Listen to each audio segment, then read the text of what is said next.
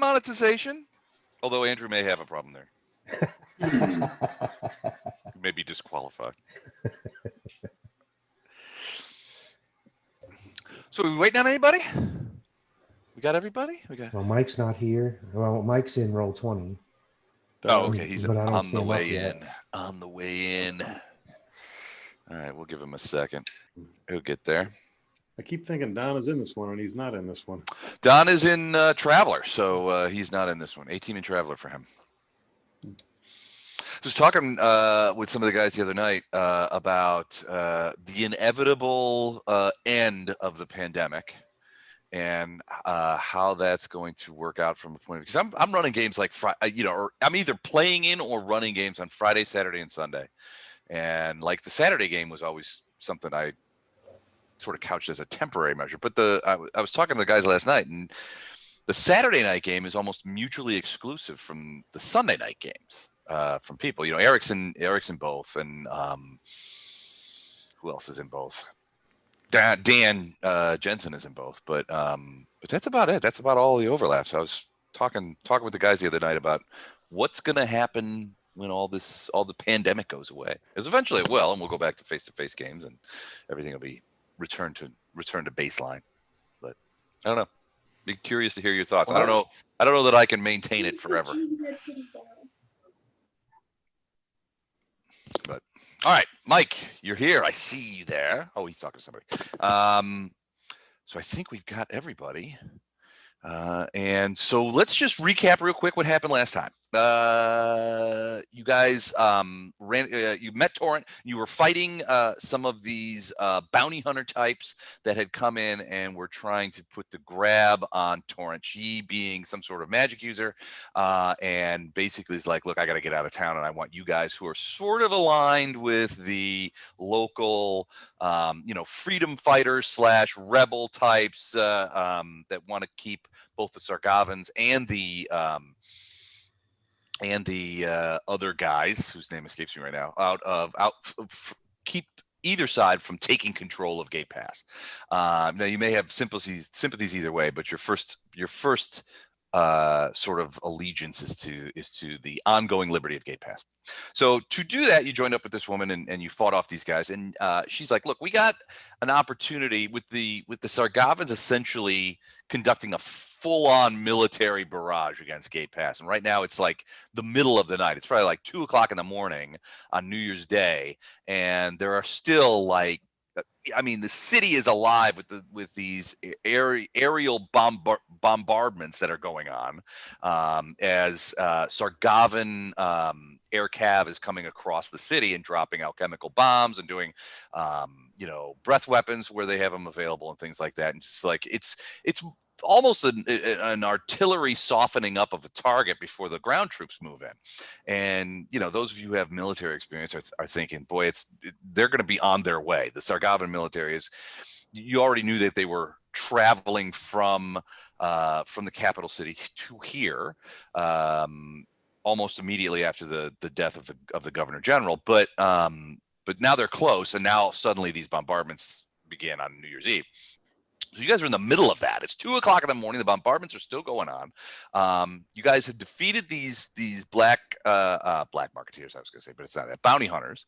And now Torrent is like, look, we got to go see my friend Rivereye Badgerface, which is a great name. And I'm going to, if I ever have any more children, that's going to be their name. That's like that. It's awesome, isn't it? So this gnome guy who used to work in the capital of the Sargavan capital, and has acquired a bunch of Sargavan military sort of secrets, maps, things like that. And he's like, we got to get it out of Gate Pass. Now we can get it to any other sort of anti-Sargavan forces, that kind of thing. He worked for Sargava for a long time. He's realized, look, they've just, all the things they told me were wrong and lies, and now they're doing this. So she's like, we got to go to this bank depository to go pick this up. That's where he's at. And as you guys arrive there, you basically come to a compound that's fairly large, and it has this like 4-story tower in the middle. There's guards everywhere. at least a dozen in the outer rings. But you guys get past. Torrent manages to sort of give the password or the passphrase, what have you, and you guys are ushered into this area. And they're basically what you're seeing here is because of this bank depository building is in a prominent position. What you also notice is that none of those overflights, those alchemical bombs and things, none of them are overflighting. Nobody's bombing the bank, and you got to figure that the fix is in there. You understand that in Gate Pass, there's a lot of different sympathies, right? Some people sympathize and are supporters of Sargava. Some are supporters of Mwangi and sympathizers with the Mwangi. Some are independent libertarians, which is sort of the quality, sort of the group that you kind of fall in. These sort of Gate Pass for Gate Passers kind of thing. Shoes. Yeah, where are your shoes? Give me my shoes. Okay. So you guys get there, and it's a relatively safe place, but you can still see as you're there, all these overflights are still taking place over the city in the dark as these winged creatures keep sort of overflying the entire canyon and dropping bombs and breath weaponing things. So it's pretty ugly out there, and there's a lot of people, a lot of destruction, a lot of people displaced in the last several hours. It doesn't help that it's the middle of the night. It also doesn't help that it's freezing out. You're up in the mountains, even though you're in the southern latitude. You're up in the mountains, and so it's quite cold. There's snow on the ground. There's frost in the air. But you find yourselves at this. We're just going to go ahead and take on the whole army and just destroy it right now. Would you? That'd be great. What are you at? First- Second first level level, now? that way. At first level. So you find yourselves somewhere. Let's see what I got here. I can't see anything. Is that a Talking Head song? All right, hold on. I gotta unblackify this. Might be second level. We killed like 2 people last time, didn't we? I'm pretty sure we get a level after that. They were tough people, Yeah. I feel like I should be a level 4 by now. at least. I don't know. It's kind of a tough one. Can you guys see everything okay in this No. in this thing, or are you just guys all seeing black? Right? too? Yeah, Black. it's black. Okay. Let me see if I can find a torch.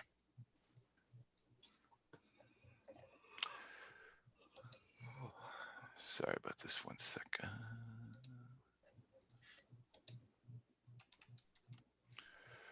It's like Friday night all over again. Oh God, don't even. That was the worst, the absolute worst. Hey Les, have you figured out a way, or does Mike? Do you know? Is there a way to tie the character sheet into the token? What Sure. do you mean? I thought like you could click on the token and then you could access like, skill checks and all that, instead of having to use, like you guys are using the, what do you call them? I use the macros. The macros, but aren't there macros built into the character sheets that you can There just- are, yeah, absolutely. Yeah, but you have to go to the character sheet to do it. And you have to, scroll around and browse around the character sheet to click on the thing you want to do. So you I actually, don't know of a way to do it just from the So the icon. did that help at all? No. no, it's still black.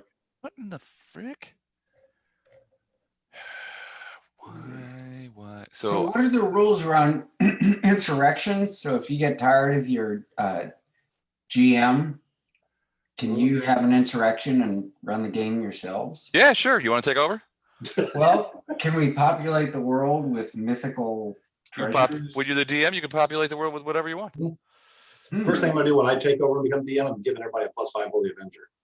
There you go. I That's never perfectly get a +5 Holy Avenger. by all means, my good man. All right, so I've got like a couple of different things in here. I don't know why it's not showing you guys. Let me do It it. just is loading. And now would be a bad time for that, Mike, since you're Oh, a I chaotic see. good I see the character. problem. I see the problem. How about now? There we go. Oh, there we have Okay. it. All right.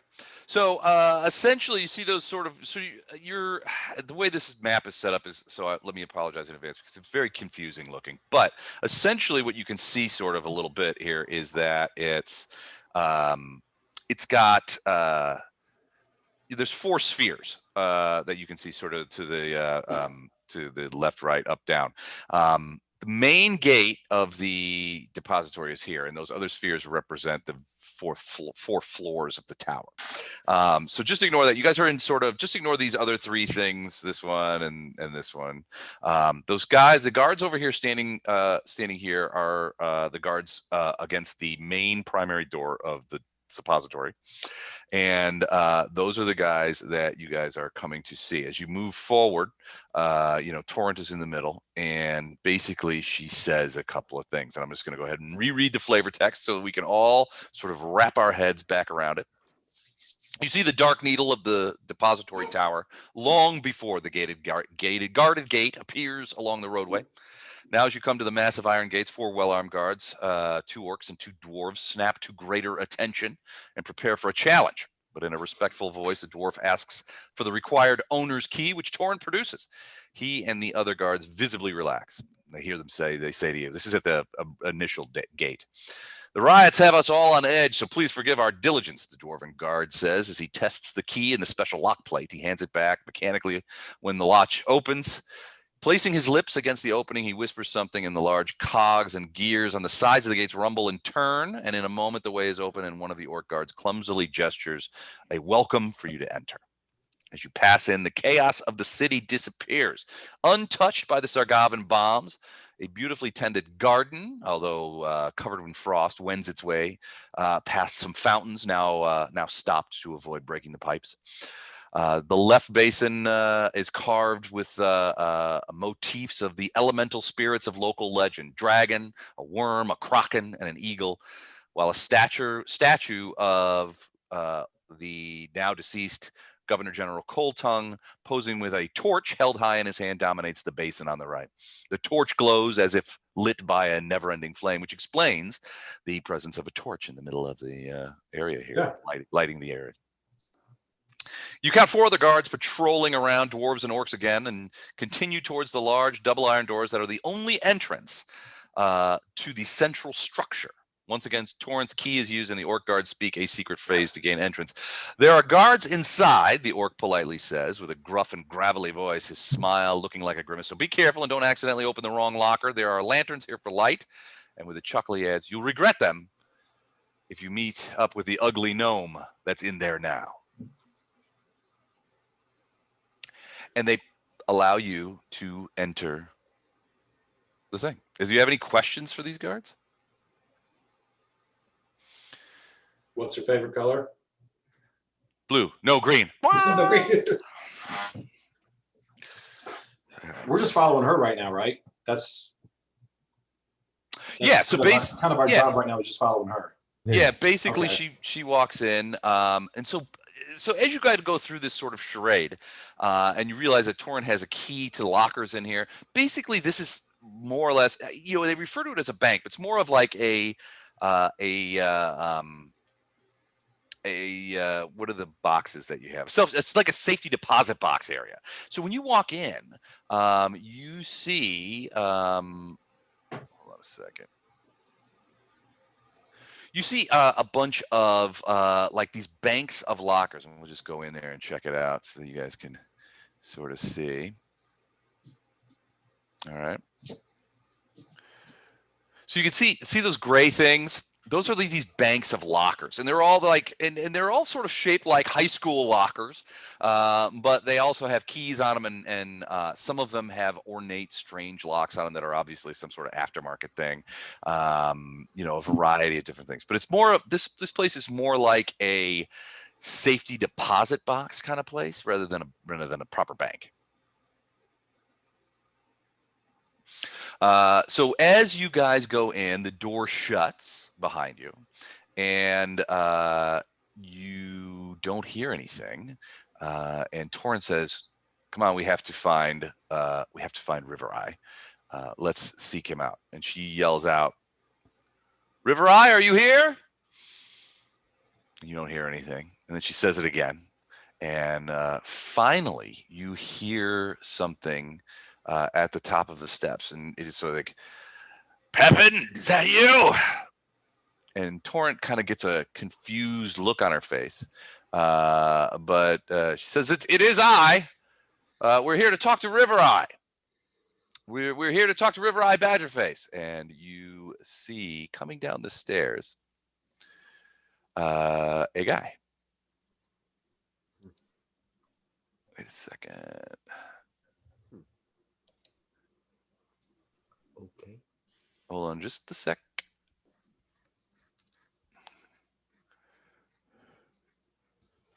Okay, so coming down the stairs is a guy, which, you know, all the discussion of like, this guy is very ugly, this guy is not very attractive, pales in comparison to what you eventually see coming down the stairs.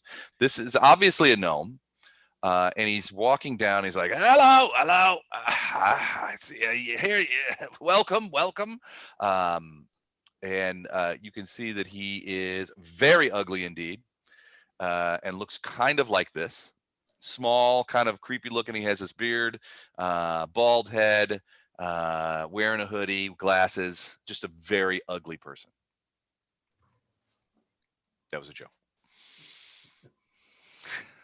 Okay. And he's like, "Hello, hello. What? Somebody yell out for Rivereye? That is me. I am Rivereye. As you look in here, you can see the first floor of the tower is one huge room, although it looks like the far side is kind of hidden in shadows.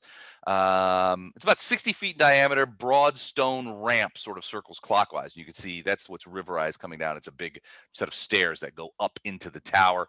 And then this over here is the broad stone ramp. So this is also, see these gray stones over here? Those are also like it's like a ramp going up the outer edge of the thing, whereas the stairs are sort of inside. You can see sort of this area right here. There's space between the outer edge of the tower and the stairs, but there's also one that's right up against the tower, and it goes up into the second level. The interior of the room is filled with aisles of lockers, which we talked about, each slightly larger than a coffin propped upright. And there are some columns that you can see, the circular things that support the ceiling. I don't know if you can see it. I think you should see it. I see him clearly. Okay, cool. So Rivereye comes down and he's like, who's calling for me? Can I help you? He's like, and he looks at Torrent. And he says, yes, I can hear the war outside. It's good to be in here. Very safe. And he sort of pats the stone railing. He says, well, follow me, Pepin. It's time to conduct our business. And he turns around and starts going back up the stairs.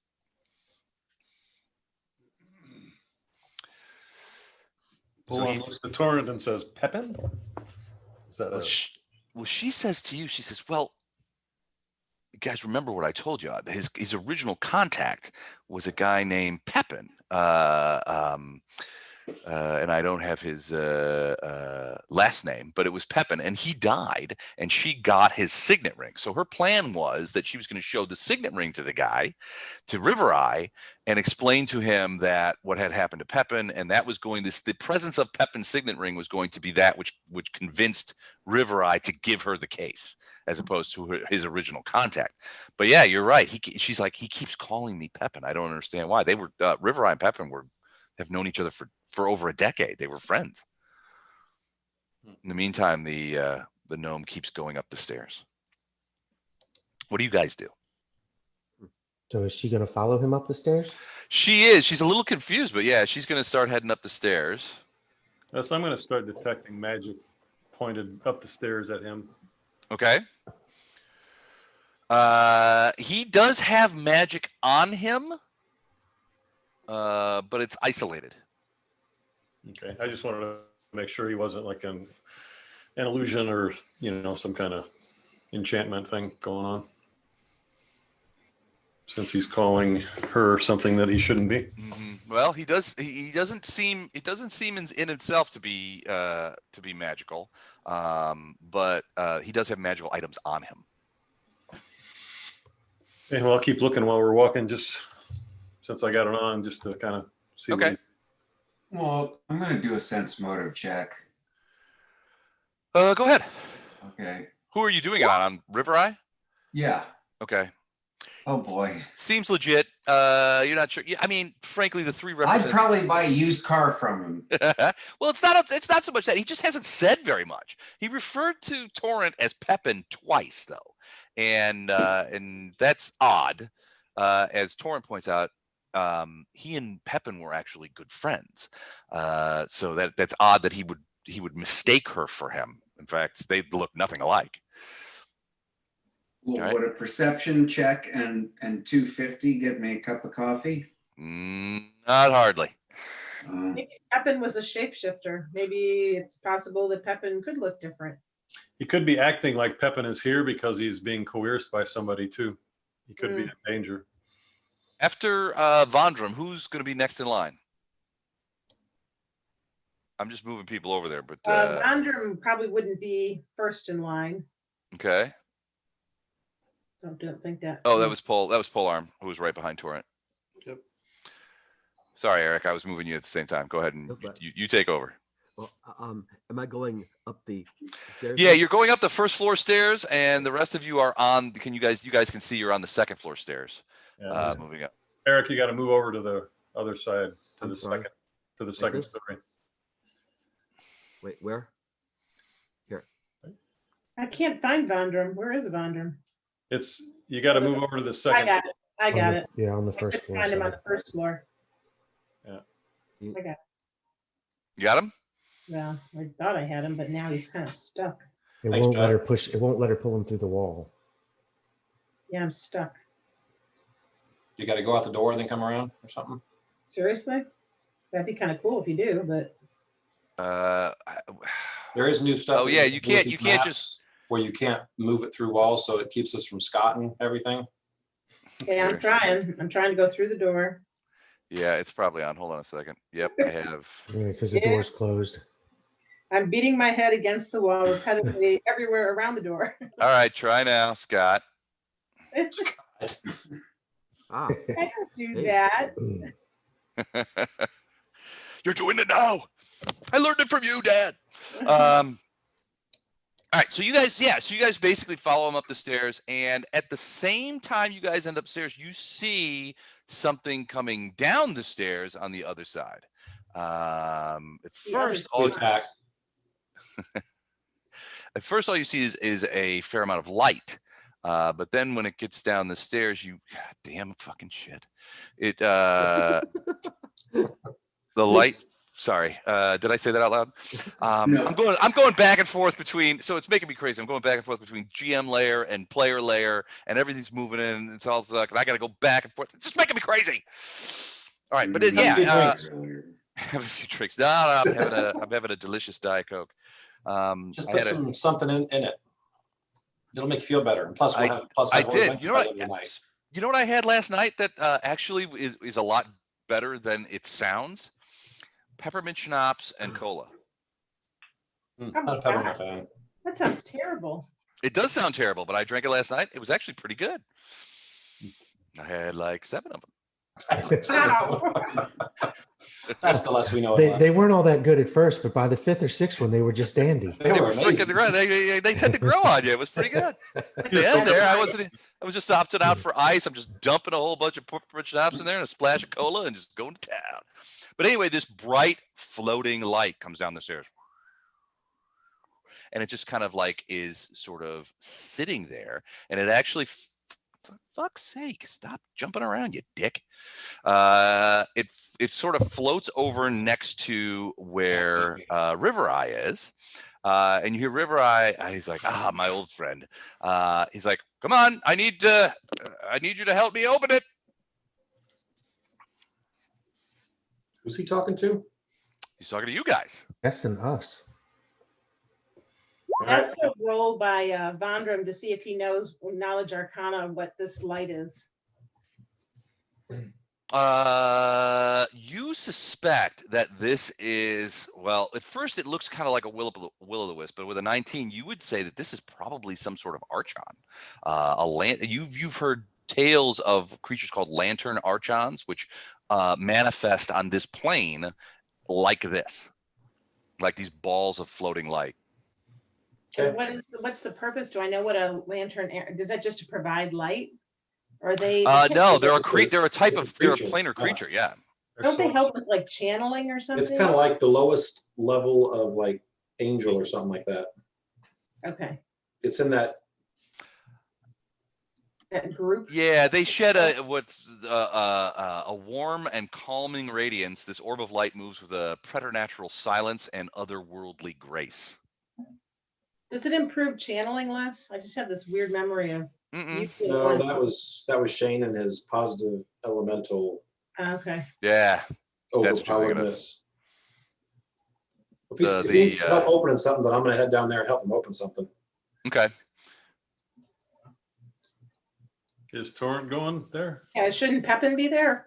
Just kind of waiting for her to go. Yeah, she goes over there, and the light from the Lantern Archon lights up the entire area. So, you guys can see very clearly, even though there are no lights in here, which is odd. But it does light things up, and it actually glows. Lights. It glows a little brighter. Your guess is, yeah, I mean, you don't know for sure, but your guess is that they've got the lights off, even though there's no windows in this place, sort of to avoid. I mean, sort of like blackout conditions during an aerial attack, that kind of thing. Vondram, I knew you were going to be a problem. You're going out on the balcony now, right? No, I'm not. You just crossing out the door and going over there. Well, if I did, it check out wasn't everything. intentional. Yeah, so there is a door right there, and as you learned just moments ago, there is a balcony that goes an outside balcony that goes around the entirety of the building, and you see. Some of you may see other doors inside this level as well. If Vondram truly learned that, then he's going to park himself right here and keep an eye on both the door to the balcony and the stair. Okay.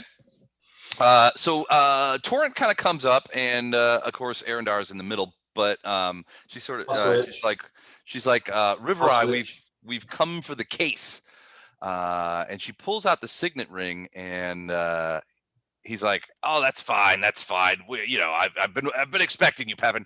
But I do need you to provide me the key code for this locker. It's in here." And he points to one of the lockers. And as you look at it, it's very odd. The locker has a plaque on it, which says Royal Sargavan Archive. And there's like some sort of like combination, like a safe lock on it, as opposed to a key lock. And he's standing in front of that, and he repeats again. It's like, it's a case is inside here. I just need the combination. I'm focusing my detect magic on the Archon, see if I detect anything there. That's not good. The Archon is definitely, it is a magical creature. It radiates a fair amount of magic. What kind? I would have to look.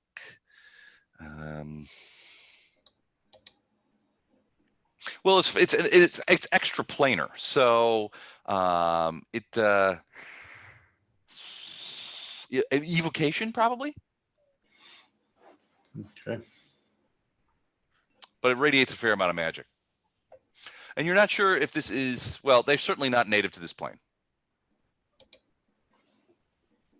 Torrent says, "I'm sorry, but I don't have a code. My understanding was that you had the case ready." He's like, yes, Pepin, I do. It's in here. I just need to. And he sort of hits the door. I just need to get in there. Surely you have the code. From your days at the Sargavan embassy. They changed. And Torrent's like, I never worked at Rivereye. I never worked at the Sargavan embassy. Oh, come now, Pepin. You and I worked together there for years. Does this guy look like he's blind? No, Yeah. he does not. He's starting to look a little off-put, though. I mean, like maybe a little confused. Give me a perception check. Everybody? Everybody that can see Rivereye, sure. Okay. I can see him in my mind's eye. Where are you, Titus? I'm you're still on the stairs. staircase, I guess. Are you staying on the staircase? No, I don't quite know how I got there, Okay. but I'm having really bad rolls. Because of the staircase. Oh, yeah, that would explain it. All right, so that is pretty shitty rolls. So go ahead and probably just refresh your browser. That sometimes helps with the rolls. Oh, Yeah, okay. Don swears that helps. So give it a He shot. swears it. All right, I'm refreshing right now. Okay, cool. All right, so Vondram and Arendar, you guys are closest, and you're like, he keeps, so a couple of things strike you. He keeps referring to Torrent as Pepin, first of all. She's definitely not Pepin, and she even would say, look, I'm not Pepin. She seems confused because he keeps asking her for the code for this locker, which has Royal Sargavan Archive on it, saying that the case is in there, but that doesn't make a lot of sense. Did she tell him that Pepin was dead, or does she need to be sneaky? I mean, Well, she wasn't. Well, I think she assumed. You're not sure what she's thinking, but the original plan was that she was going to try and convince Rivereye that she was Pepin's representative and that she had his signet ring, and that Pepin would have wanted Rivereye to give her the case, even though he had planned to give Pepin the case. so why doesn't she reiterate that and say, I don't know the code, I'm Pepin's representative, and he has that information, I'm just sent to pick it up? You're not sure. She seems confused too. I mean, they both seem kind of confused. I'll ask her, Pepin, I'll ask Torrent loudly, did he give you the code when you saw Pepin last? When you say that, you see Rivereye sort of take a step backward and towards the Alright, Archon. there we And go. who's that standing right there? Is Polearm standing right there? Yep. Okay. He takes a step backward and he's like, wait a second. I see it now. You're not Pepin. Who are you? What are you doing here? She answer? Is she like, Torrent's kind of like, well, my name's Torrent. I'm a friend of Pepin's. And I have his signet ring. I wanted to show you. And she pulls it off and shows him. She's like, I'm here for the case. And there's a moment that Rivereye sort of is like looking at her, and he looks at all of you, and he looks at Polearm, and then he says, excuse me for just a second. And you see him sort of walk back this way, past the thing. Whoa, where'd he go? He's went past on the other side of the banks of lockers. What do you guys do? Can I do a sense motive? what the hell? On Rivereye as he on walks his, away? on his Sure. behavior? You Yeah, can do sure. whatever you want. I'm going to follow him discreetly behind. It's certainly acting very odd. And you see him, so Polearm, as you come around that thing, you see him turn up these stairs, and he's going up the stairs. Are the stairs where I am? Yeah, you would be at the top of the stairs. He's going up those stairs. Oh, So so this- I'm at the wrong end. Yeah, you're sort of, the stairs kind of go like this, right? So they kind of go around in sort of helical fashion. But yeah, he sort of goes up the stairs. The lantern Archon kind of like, it just sits there, and then it begins to move over towards this top of the edge of the stairs as well, until it sort of at Polearm, it sort of slips in front of you, and then it stops at the bottom of the stairs while Rivereye keeps moving up the stairs. And as he's going up the stairs, he keeps looking back, and he keeps moving up the stairs. Okay, bust open the locker, let's get what we need and get out. You try and open that locker? I'm suggesting it to the crew. I'm way too far back. Is the Archon preventing me from going up the stairs? It is. Well, it's certainly sitting there. It hasn't done anything. It hasn't moved. It's not following him up the stairs. He's going up the stairs, definitely.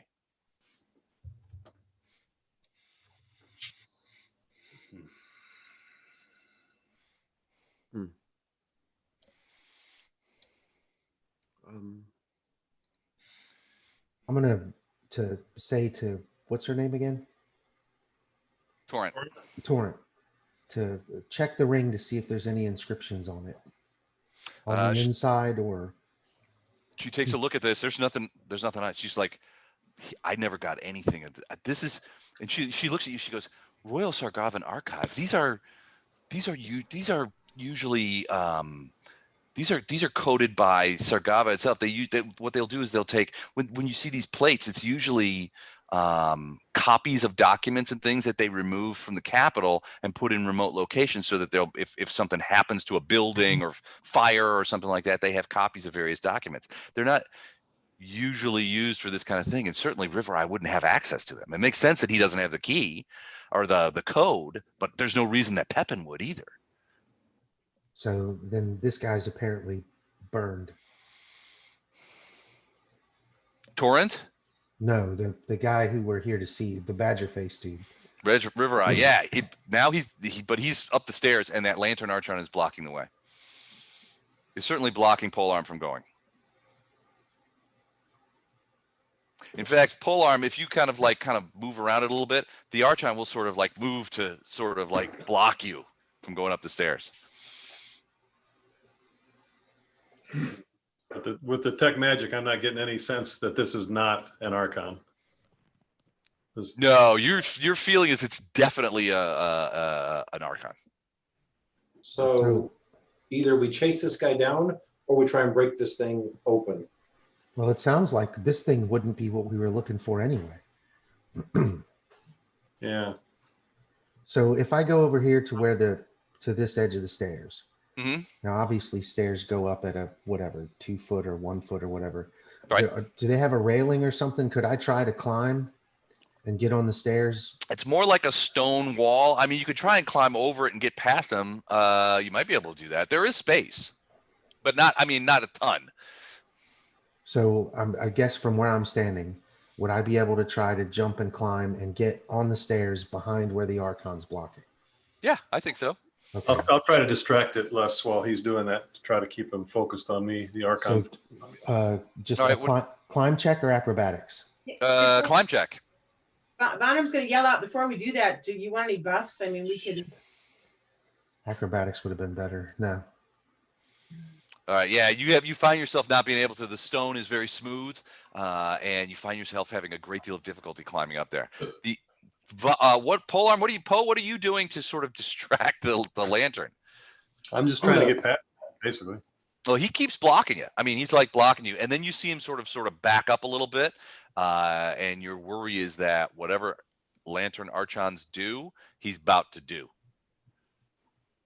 from a combat standpoint. He seems to have gone into some sort of ready mode. He backed up a little bit, sort of like to get range. He hasn't done anything, but Hey Les, how tall is it from the floor to right there? to where he might be able to throw himself over the wall. Right. 8 feet. How tall are the ceilings, Les, above the stair and where we're at? Pretty high, about 18 Okay. feet. I'm gonna Go ahead. I'm just gonna reach down like did in school, put your hands together and let Wraith step on there and boost him up to All right. lift him up to there. Sort of like an aid on climb. Yeah, definitely. Roll. Well, yeah, I'll just push him up there. I mean, I can lift like 400 and something pounds, and he doesn't weigh a third of that. So how are you going to lift 400 pounds? having a very high strength. Okay. Let me see. Look on the back of my sheet. I can lift 700 pounds actually off the ground. Jeez. So Are you kidding? no, What are you, an ogre? no. I've got a Well, you 19 are now. strength. I've got a 19 strength though. Well, you're an ogre now. Dang. So All right. so Wraith does Basically, you not weigh just pick that. him up and throw him at the gap in the wall. Go ahead, toss me. No, I just come in and let him put his hand on my, put his feet between my hands, and I just lift him all the way up. Okay. So now is it an acrobatics check? Now it's an acrobatics check. Yes, I'm going to talk to this Archon Jesus. and tell him that we're not enemies. We're not attacking it. Okay, so you hit. So Wraith, you hit the wall really hard, and sort of fall back down, and it's like maybe this isn't a strength thing. I'm going to ask Wraith across the room. You want to be a little taller? And Poe, you say, look, I'm not your enemy. It's standing there still on the thing. It doesn't. Lantern Archons don't speak, so Yeah, you're not sure if. Well, it certainly understands certain languages, but Yeah, this one's not speaking. They have true speech. They can speak to anything. They're like angels. Whatever it is, it's not doing it. Okay. It's not responding to you. All right, Chuck, you rolled a 2 and then a 1. So if it keeps going this way, the next one should be a natural 20. Yeah, well, I just Try again. refreshed. So if Don's right and that works, hopefully these rolls will get a little better. Okay, you want to try it again? If this thing's not doing anything, we need to get up. We need to get Yeah, up. are we able to try it again? Yeah, sure. Okay, so he's going to try to hoist me. Oops, Okay. because I refreshed, I have to go get my character sheet again. Hang on. Maybe that'll help with the rolls. Good God. You know, Ono, as a monk, has a very high acrobat skill. Okay. Just a heads up if you need. Yeah, I mean, if you want to try, I mean, you can follow up. And so Wraith does, you finally do get over there. And at that point, so you land on the stairs over here. You get kind of like, you get climbed up on the wall, you kind of slide over and you end up behind the thing. The lantern archon then begins sort of like spinning around a little bit, and it launches what look to be a light ray, one at you, Wraith, and one at Poe. Uh-oh. And these are ranged touch. Wraith, Poe. Yeah, So an 18 versus Wraith and 11 versus Poe. yeah, Do those 18 hit? 18 hits. Yeah. Okay. Two. The 11 hits too? Yep. Yeah, if All I right. swapped, it only hit one of them. All right. So both of you are hit by these light beams. Wraith, 4 points, and Poe, 3 points of radiant damage as these white hot lights hit you. And you're like, oh, as this thing burns. And it begins Okay. spinning. And it's now trying to get past you, Wraith. Okay, game's on now. Game is on. Let's do initiative because I'm gonna go smack Yeah, this thing upside its head. You're going to hurt a lawful good lantern archon? It just attacked Wraith. Heck yeah, I am. That's so sad. So Oops, sorry. Let me try that again. What were you saying, Eric? this it's a lantern. A lantern archon, right? So it's basically it's a Archon. it's like a glowing ball of light about the size of a globe. A lantern archon. Right. Gotcha. Let's see. Sorry, I kept interrupting you there. I apologize. No sweat. All good. And we're rolling for an initiative. I'm trying to find it on my. Ah, there it is. Ready? Here we go. Boom. Oh, that's fantastic. That is just fantastic. That's terrible. That's terrible. This is last night and tonight. I have rolled the most garbage initiatives. No, There's a lot of that going around. goodness gracious. I hate it. I hate it. There is a lot of that going around, isn't there? Yes. I was saying that's terrible about my role. I was not heaping scorn on your role, Lance. Although Well, you could have. I mean, it would have been perfectly justified, I think.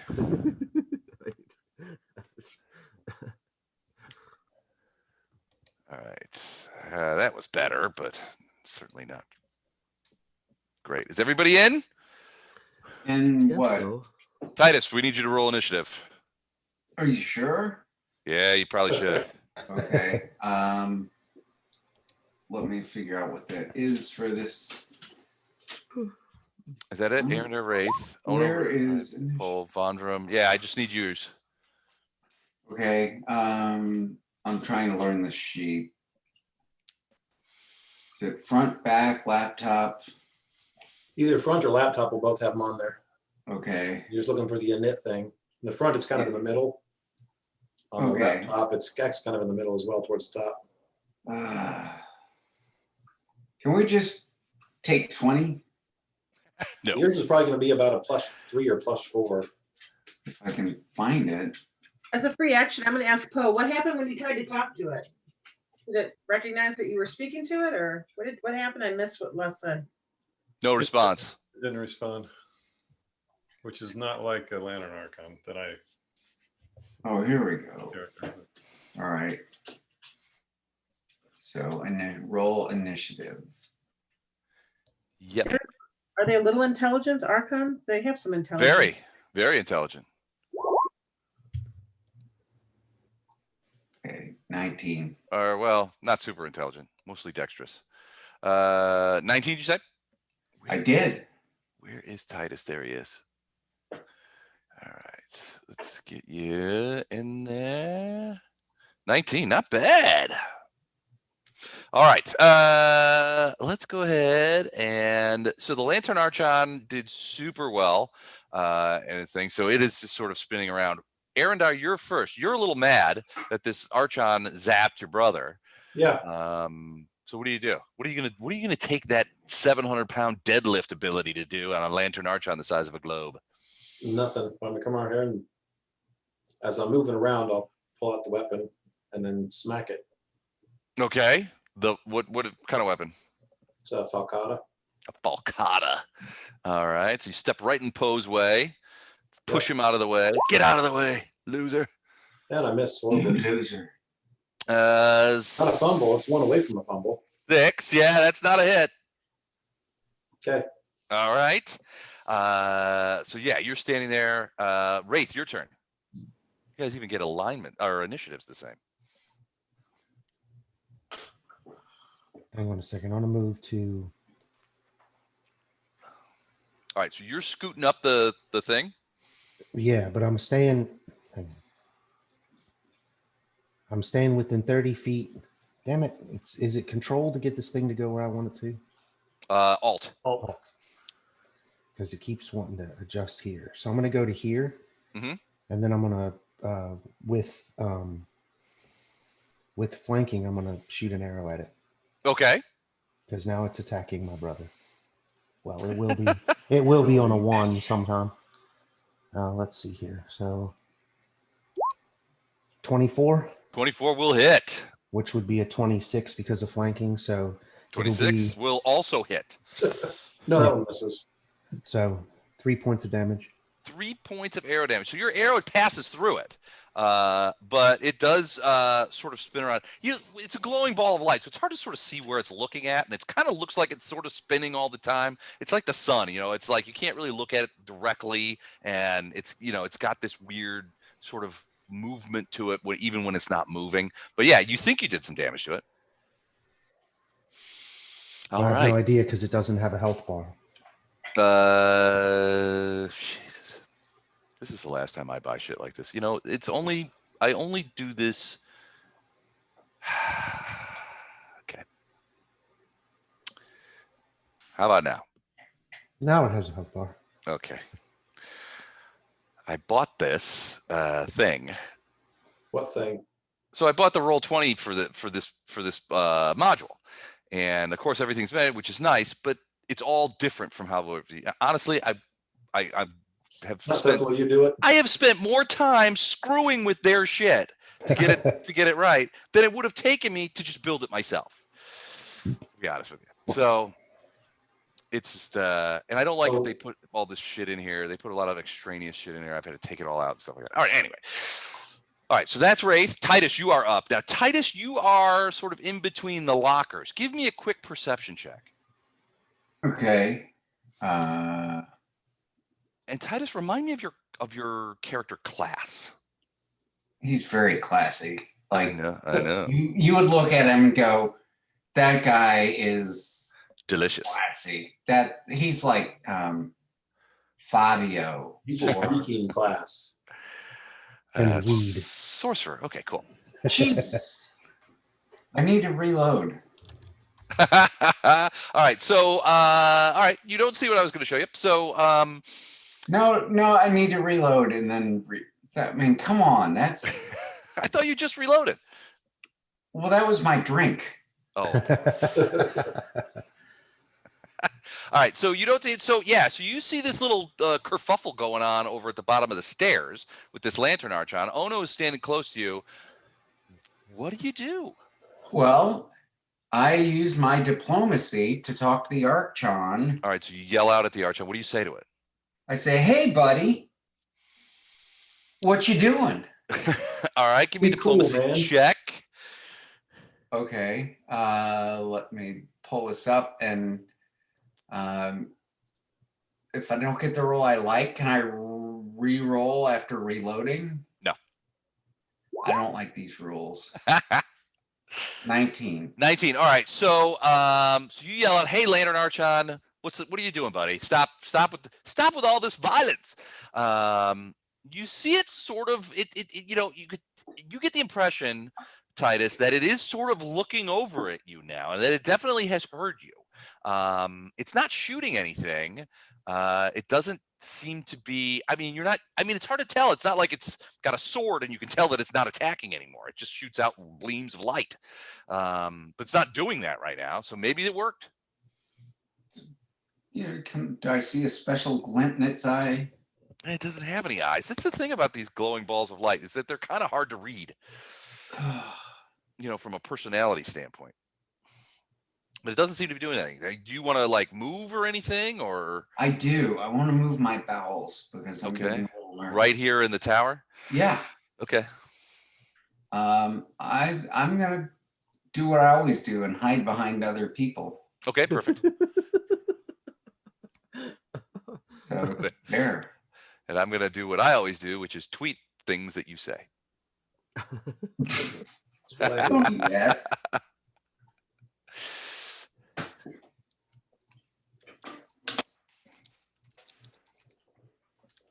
So did the Archons non-eye follow me? Well, you can't tell. Is it admiring my taste in clothing? You can't tell. It doesn't have eyes. You think that it is that it is aware of what you said, and it did sort of move a little bit. It's not shooting any rays anymore, but as far as a reaction, I mean, it's hard. Well, I've got hard to read. good perception. Well, yeah, but I mean, how would you read a ball of light? That would be tough. I mean, they're kind of enigmas. They are, but sometimes you take them to White Castle. That's where I take all my balls of light. Okay, cool. So you just come in and move in behind Poe. That seemed like a good place to hide, yeah. All right. Now, are you going to do anything else? You do still have an attack action if you want to try and lob a spell at it or something. I don't know. No, I'm still trying to win its friendship and confidence. Okay. So you come over there. All right, cool. Oh no, what do you do? Okay. Goodness gracious. Oh no. Can oh no. Try to use his intelligence or wisdom to understand the nature of a lantern archon. If it is indeed lawful good. Oh no, a lawful good. He's young. He's innocent. He doesn't want to just punch lawful good things.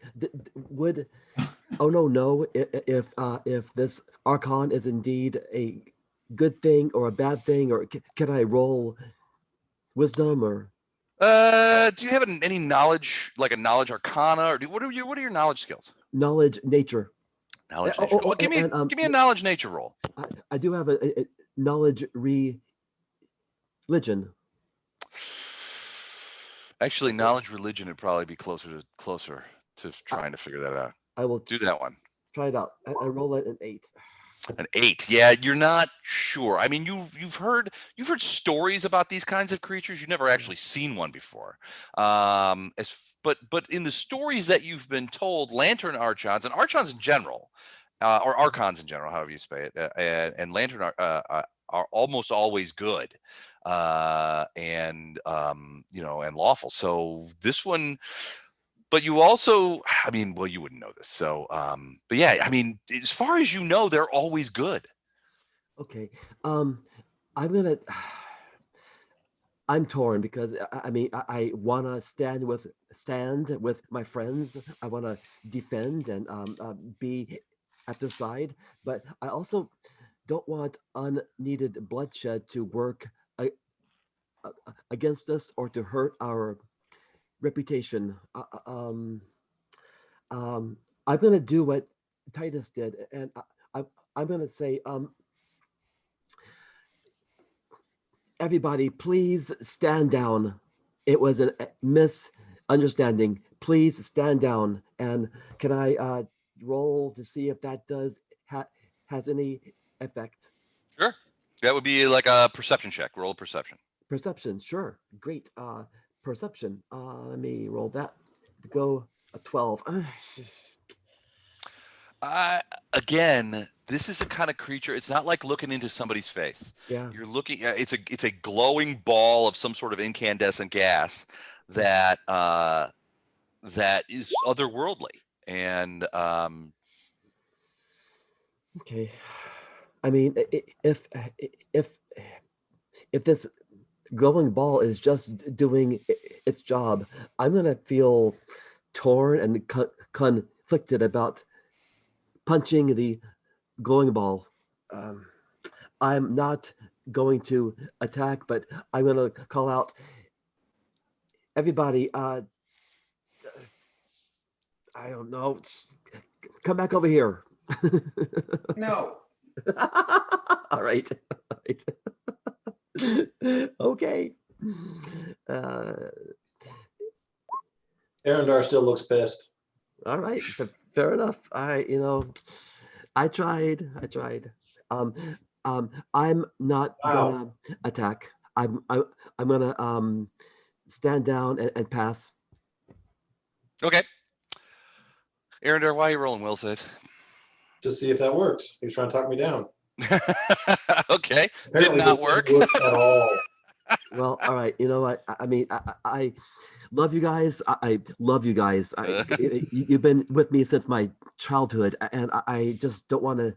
You know Right. what? They have been with me since my childhood. Can I still attack? Sure. You're gonna attack Arendar? No.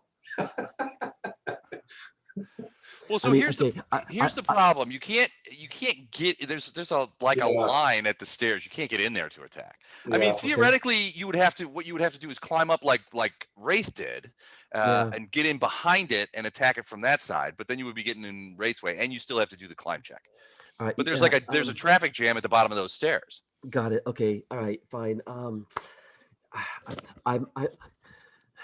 I could probably scale the wall or acrobat my way into the thick of things, but I don't want to accidentally get stabbed by Wraith or Arendar. I'm gonna Arendar's never stabbed you, but you do know that him and Wraith are kind of hotheads. So all right, I'm gonna move here and just be ready to. I'm gonna be ready, right there, and just pass. I pass. Right. Okay. So you just so you move and then you're gonna just hang back for the rest of your turn. Yeah, Okay. I mean, I can't really plow through all of that crowd, right?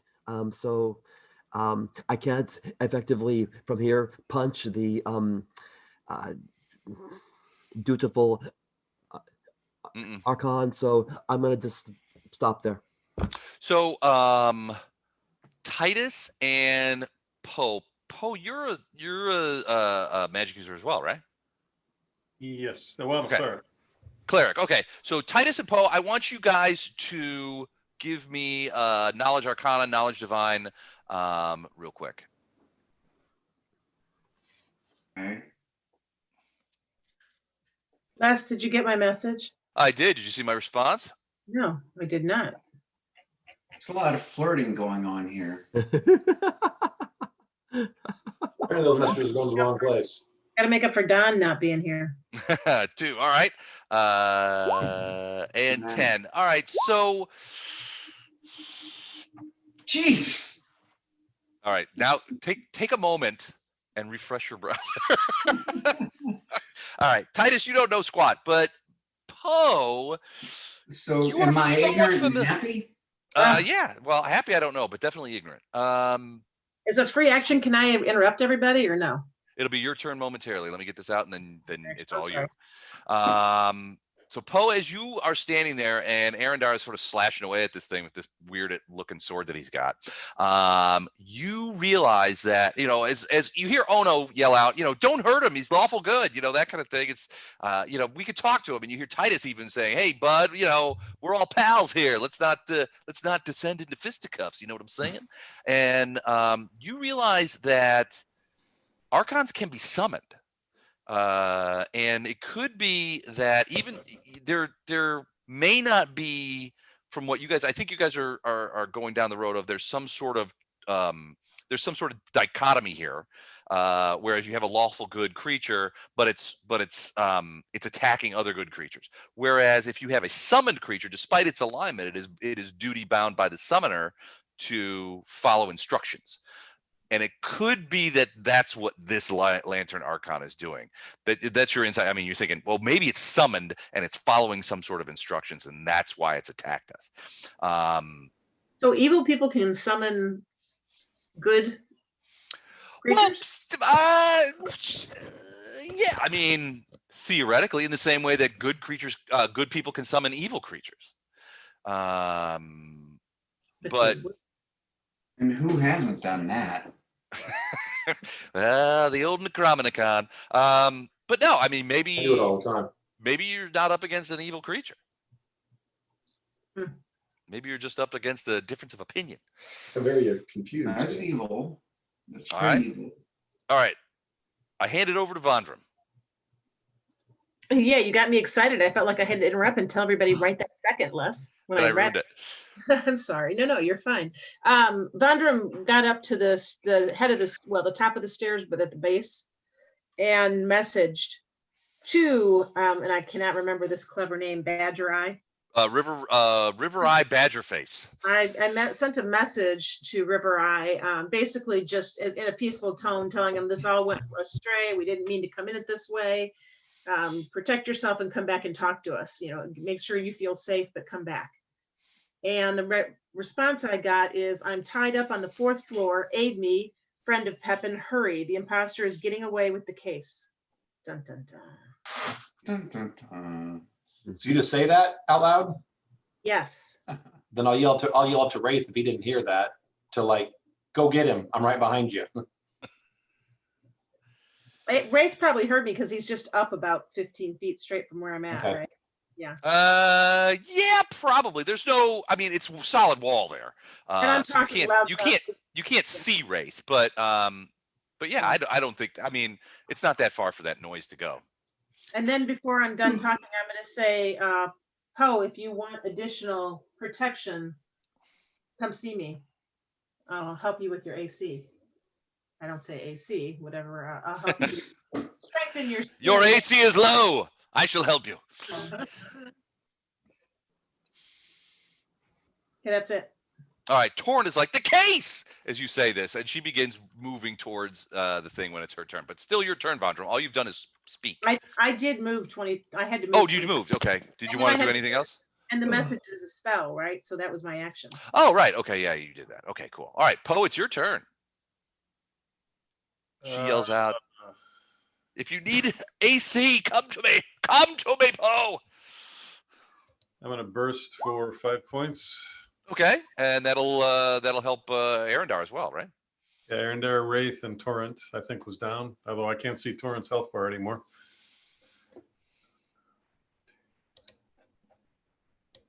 Okay. All right, good. I'll just lock that back in there. Cool. And then what do you do? Move or anything like that? Yeah, I'm going to go over to Vondram. Okay. Yes, my AC is low. Please help me.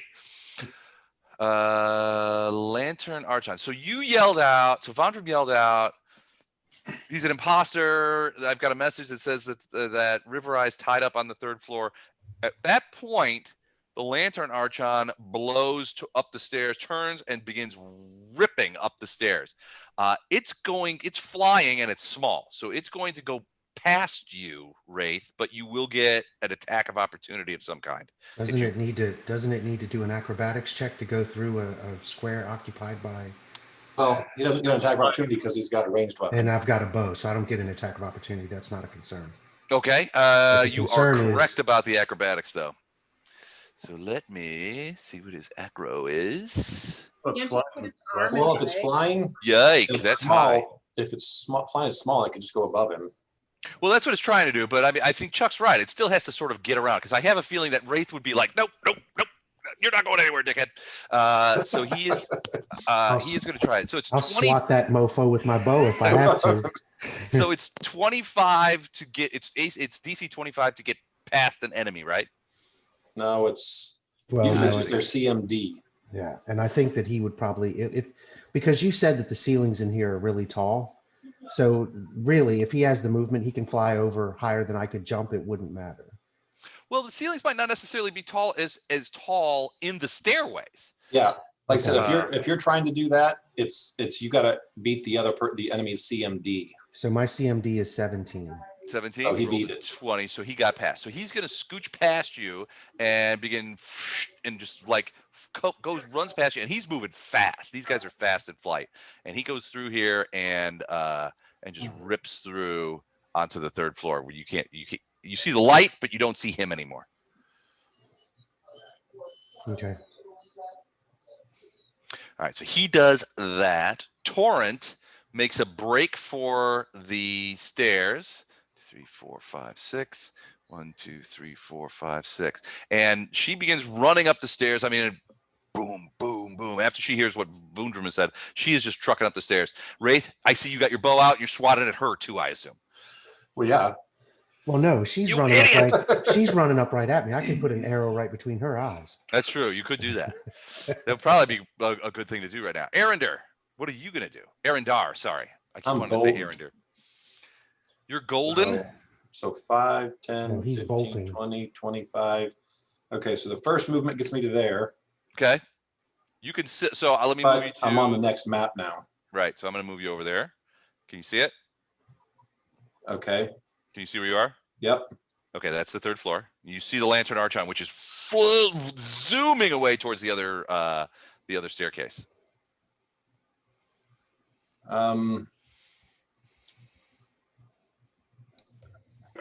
So I see a door right there that I think goes outside. Yep, there's one right next to you on your right-hand side too, which you think you're guessing that you do know that there's a balcony out there because Vondram went outside accidentally and spotted it. So so you know there's a balcony out there. Jennifer's just looking at me like, "Shut up, asshole." Outside, quote unquote. Yeah. So but yeah, so you know there's a balcony, and you saw it from outside when you were outside in the courtyard. You know there's a balcony around each level, and there's a door immediately to your right, which may have. I mean, there's no locks on it. You could get out there if you wanted to, but it's not going that way. It's heading for the other set of stairs. Well, yeah, because it's trying to get to its friend. I'm trying to get to the guy who got away. Well, according to Vondram, the real Rivereye said he was tied up on the 4th floor. You're just entering the 3rd floor. Right. But if I'm trying to get the bad guy, I don't really necessarily care where the good guy's tied up. I'm trying to follow the bad guy. Okay. So he was trying to remember whenever he was up here was Wraith high and already on the stairs where he would have heard a door opening and closing? Or did he just go upstairs before we got over there to do that? You might have, but you didn't. Damn it. You might have heard. I mean, theoretically, you might have heard if he went out this door or the door that the lantern archon is by. You might have heard it like if it slammed shut or something like that, but you didn't hear anything like that when you were down at the bottom of the stairs. Frankly, you were pretty busy, but you didn't hear anything like that. Okay. I'm going to call down. We probably need to check these doors, but I'm going to keep running towards the stairwell. Okay. So You can see people on different floors this way. 15, Kind of like 25, 30. What were you saying, Jennifer? it's kind of So- cool. You can see people on different floors. Do the Like- stairs start right here? Yeah.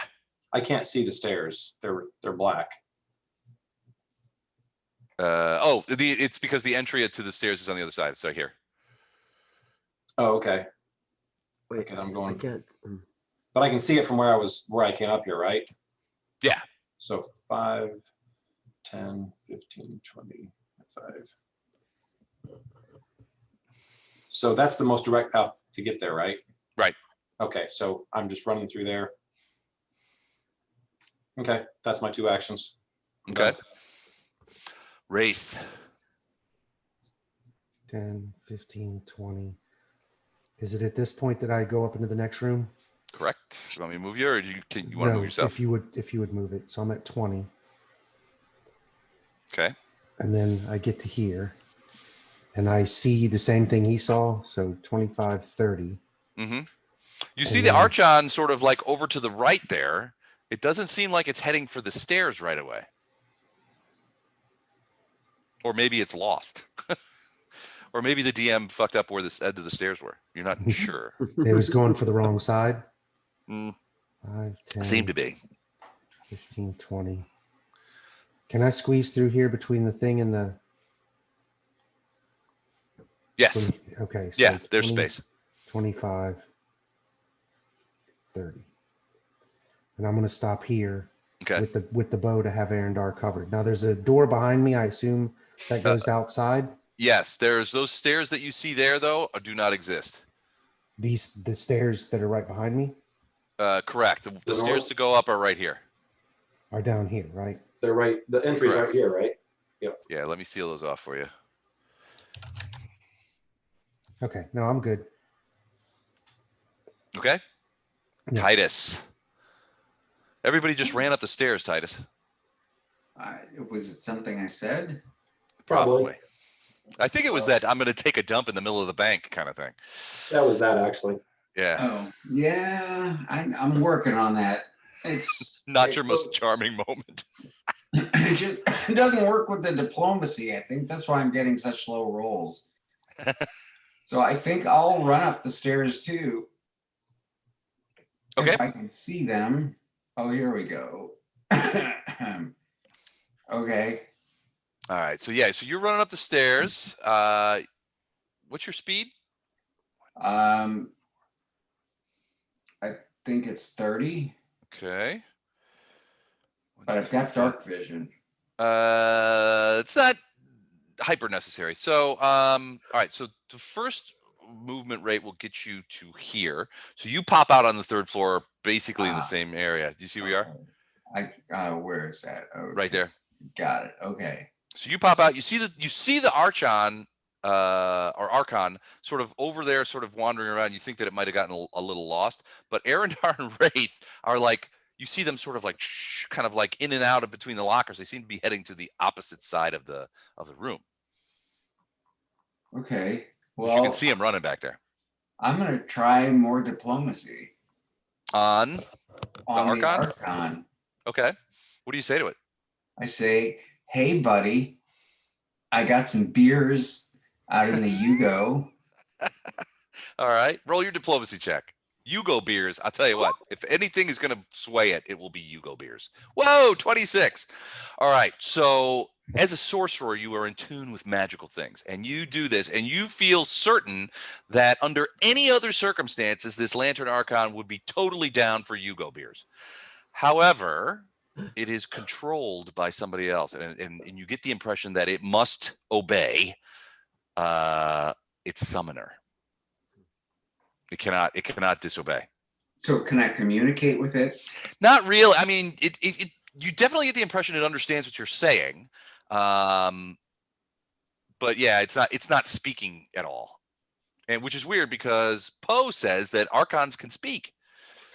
Well, its mouth says nothing, but its eyes say yes. Its eyes say everything. But yeah, your guess is that it with a role like that and frankly an enticement of that nature, it would totally be down. But not in this case. You think it is bound in some way to obey whatever summoner brought it here, and that's what it's doing. So will it tell me? It can't. It can't.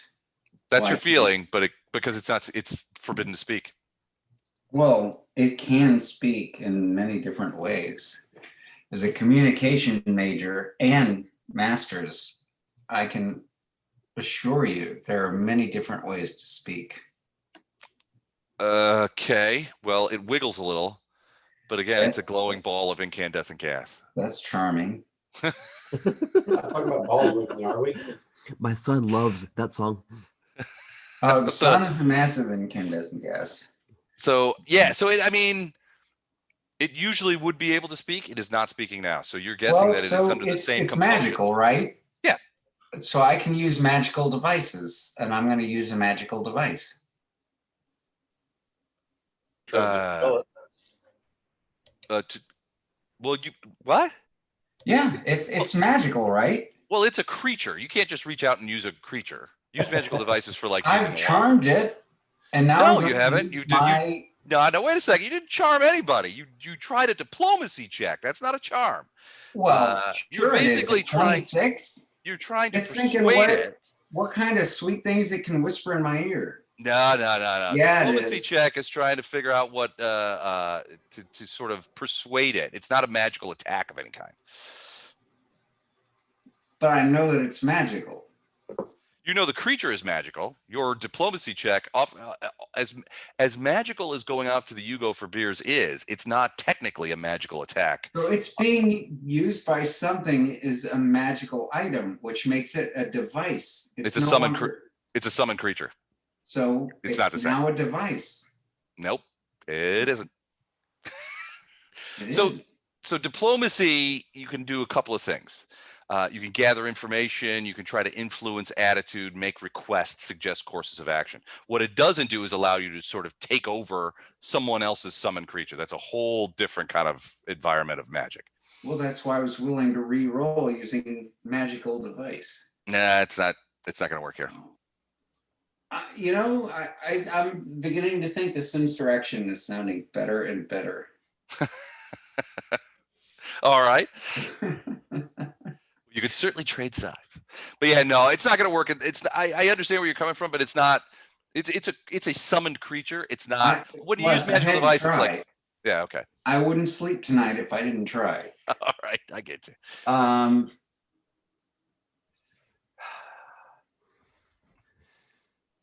So do I get the sense that has malice on its mind, or it's just sort of watching?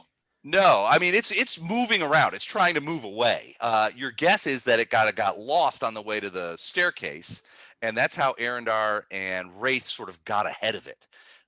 Your guess is that it's trying to head upstairs to the fourth floor as well, because the moment it heard Vondrum say the Rivereye is tied up on the fourth floor, he says we got to get up there. It bolted past Wraith. That's when it heard that, which means the caper was blown, which means it probably transmitted that information to the fake Rivereye, if that's what's going on here, and got fresh orders from its summoner, which is like probably come to me or get up here as quick as you can, that kind of thing. Okay, so I just sort of blurt out, no, Rivereye was drunk and tumbled down the stairs, and he's on the first floor. Well, he's kind of wandered around, so it's not like this Lantern Archon is getting a lot done. So maybe, I don't know, maybe that works. You've got another action though, Titus, if you want to try and do something. If you want to cast a spell or try and hurt this Archon in some way. I do not want to hurt it. It Okay. hasn't bothered to hurt any of us. Well, it kind of did. Did Yeah. it? Yeah, it shot Arendar and Poe. Wraith and Wraith and Poe. Poe. our healer and our archer. It did shoot them with gleams of light. How does it feel about acid? I need to look that up. It's probably not great. Give me knowledge arcana. Okay. 13. 13, it's not great. You do know that archons are immune to electricity. You don't know anything about acid, though. Oh no, I just wanted to get it high.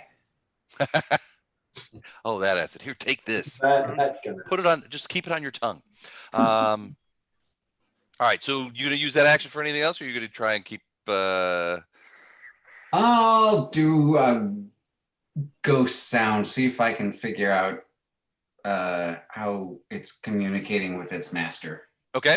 Well, ghost sound sort of helps. It's like you create a sound. So you create an illusionary sound. Right. Okay. And it's Rivereye flailing around on the first floor. Okay, so you're going to create a sound down below that sounds like Rivereye. Is it going to say anything? God damn you fucking stairs! Okay, and you're going to try and make it sound like Rivereye, and it's on the first floor. All right, that's actually pretty good. Let me do that. Hold on just a second. Dang it. All right, so you do ghost sound. So most of you guys on the second floor also hear this. Ooh, okay, that's interesting. Maybe you need to refresh. Probably do. So, all right, so you do this. The Archon stops. The rest of you, those of you who are still out on the second floor, Paul, Vondrum, and Ono, you guys hear what sounds like Rivereye down on the first floor. So you hear somebody down, and it sounds like that the gnome, but he's below you now. But you guys saw him go up the stairs. It's all very odd. What the heck? Okay. All right. So it's okay. My turn. Ha ha ha. He's gonna move out there and gonna go there. Okay. Oh no. You just heard somebody downstairs. It sounded like the gnome, but everybody else is kind of running upstairs, as did the Lantern Archon. Okay. And Torrent. That's weird. I have no skill in detecting illusions. I do kind of know that gnomes tend to be sneaky, and They do. No question about it.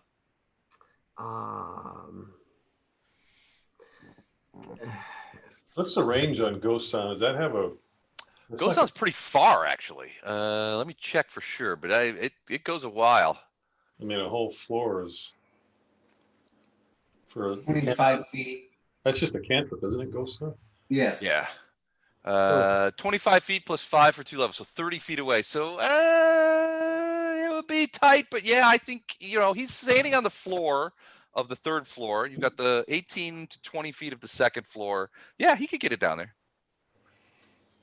So, and yet most of my team plus the Archon are piling upstairs. Yep.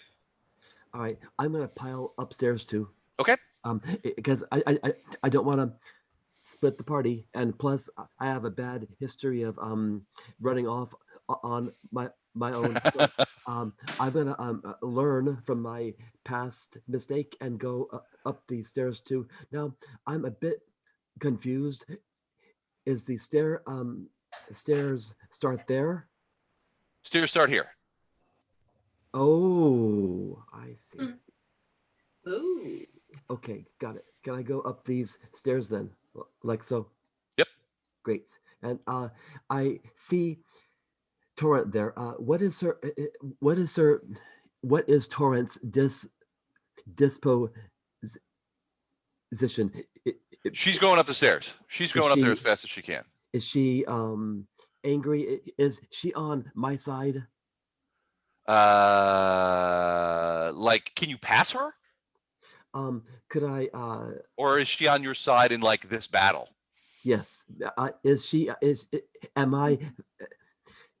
Do I perceive Torrent as an antagonist? No. Okay. Also, I should keep track of how many squares I've moved. My speed is 30, so I started where? I mean, I started next to Vondrum, so you were here, I think. Okay, 1, good. 2, 3, 4, 5. So 6 will put you right at the foot of the stairs. Then that's 6, and can I do 6 more? Yep. Great. All right. So here's 1.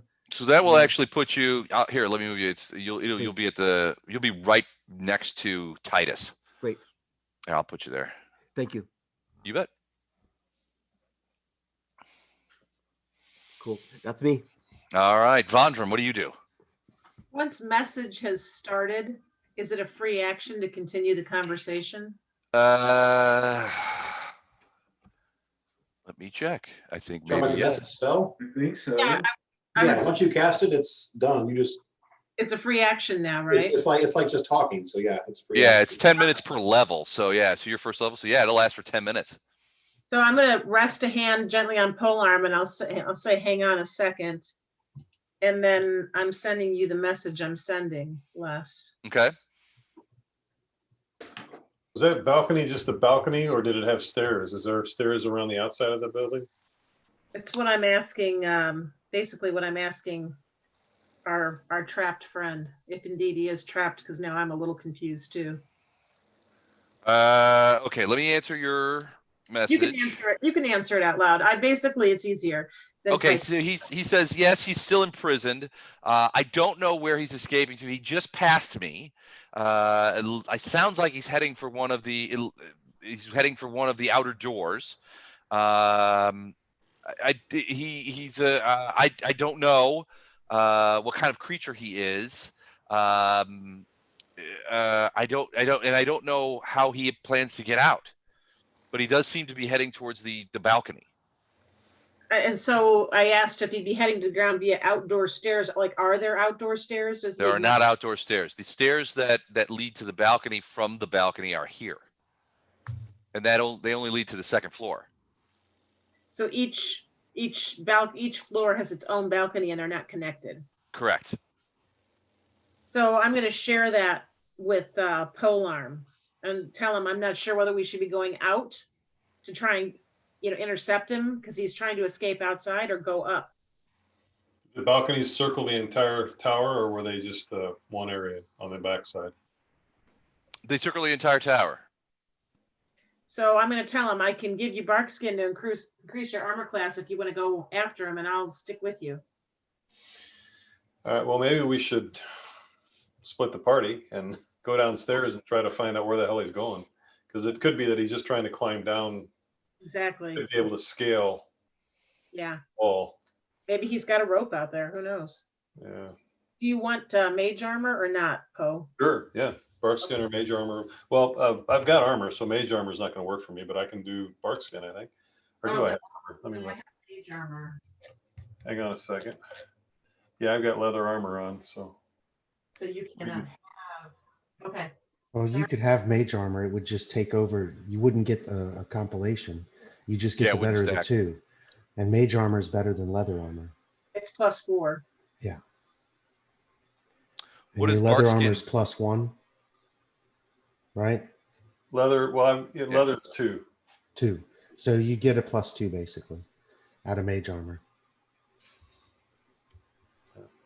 You have that, or do you want to save that for? I mean, you don't have the best armor class. You just got hit with an 11. Didn't you? That was a tough. That was a range touch. But yeah, I've only got a 14 now, but I mean, if you and I are going to go out there and try and stop this thing, I'm no huge fighter either. So I'm willing to blow a spell on it. Or if you want to let the 2 hotheads know. But you guys are all the way upstairs. You're all Yeah. the way on the 4th now, aren't you? I mean, Oh, you want they're to go on off the ground floor. Okay. Yeah. We're heading up to the 4th floor. yeah, we're going to head out on the ground floor. So maybe we can trap it, at least see where it's going. Yeah. Okay. So you want it then? Sure. Okay. I'm going to give it to you, and then I'm going to follow you out the door. I can only go 25 feet. I'm suffering from Lotharism of short legs. Lothar's legs are perfectly the right length. He's just weak and weighted down. Well, I just have short legs. Then. All right, so you're casting bark skin on Poe, Oh, mage armor. mage armor on Poe, and then moving up the stairs, No, moving out the door with him. out the Get door on. onto the second floor balcony. Right. I think, yeah, on the 2nd floor balcony. Yes. Okay. All right, go for it. I'll open the door for you so you can get out there. some reason I'm unable to move him. I don't know what's going on. Hang on. Don't help me yet. I want to see if it's me. There he goes. I'm only going to be able to stand right here. 5, 10, 15, 20, 25, 10, 15, 20, 25. I can get right there to the door. Okay, hold on. Let me. I'm assuming you're gonna open the door. Can I do a perception check to hear Sure. it real quick? Absolutely. Okay. I can do that in a second if you guys want to keep going. That wait for me. I gotta look it up. Poe. So there are stairs going down from this balcony down to the first floor, you said, or no? Yes. Oh, I thought you said they didn't connect. They don't. Well, the second floor doesn't connect with the third floor, but the second floor does connect with the first floor. Oh, cool. Okay, that's even better. There's a 20 less. And those stairs started right about here. 20. So yeah, you see the stairs going down. You hear what sounds like Rivereye downstairs, much clearer out there. He sounds like he's downstairs on the first floor. Beyond But that, I know now. I mean, I know now because he told me that he is still in prison. So I'm going to share with Polearm. I don't know why the hell we hear his voice down there, but he's still upstairs on the 4th floor, right? I don't know what you think. But as far as I know, though, he just verified he was still in prison, and he told me before he was in prison on the 4th floor. So that's Yes. Okay. And I don't know what the heck's why we're hearing his voice downstairs. I'm just sharing Polearm.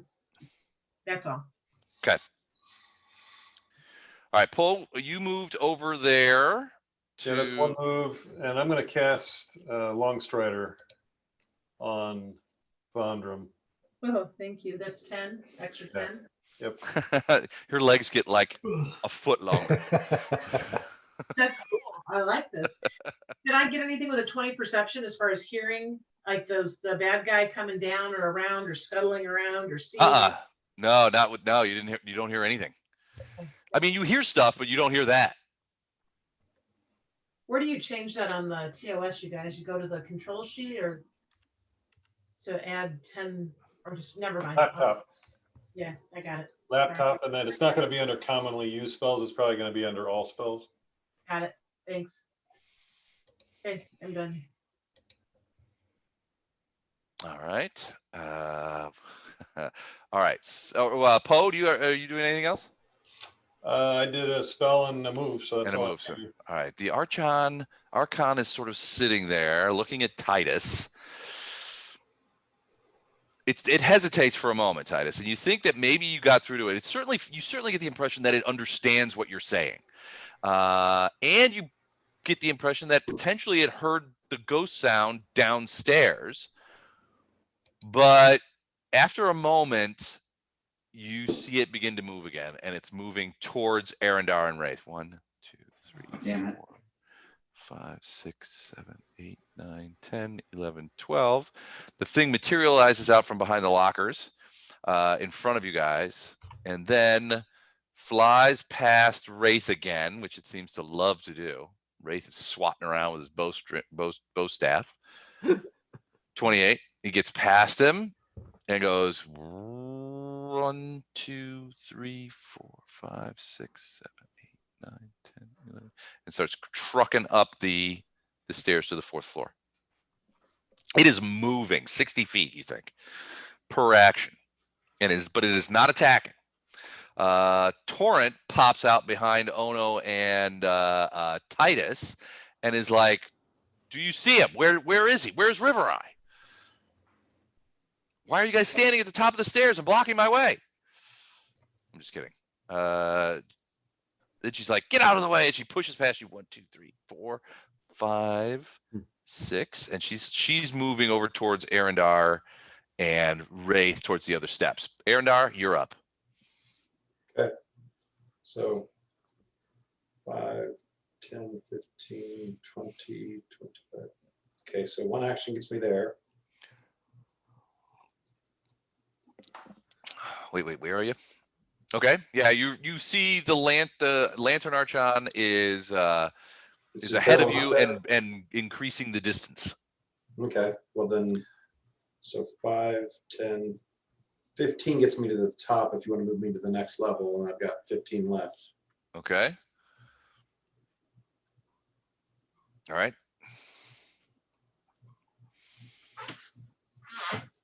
You want to give me a perception? Huh. Okay. You see what looks to be the dead body of a halfling in the floor off to your right. Beyond them, that person, it looks to be other people, mostly halflings, who are over here tied up and gagged. They look to be in various states of, I mean, it looks like they've been beat up a little bit before they got tied up. Over here, tied up, you see what looks to be Rivereye, who's laying down on the ground with his back up against the thing, and he's tied up and gagged. Is he looking at me? Yeah. Well, I don't think he can see you yet. You can sort of see him because his feet are sort of sticking out, but you don't think you can't see his face. But it looks like him. It's dressed like him. That kind of thing. Okay. And you can definitely see loop after loop of ropes around like his ankles and legs. Okay. Like that's my second action. So. Okay, so that's where you stop. Yeah, I can't go any further. Wraith. I have a question before we move on.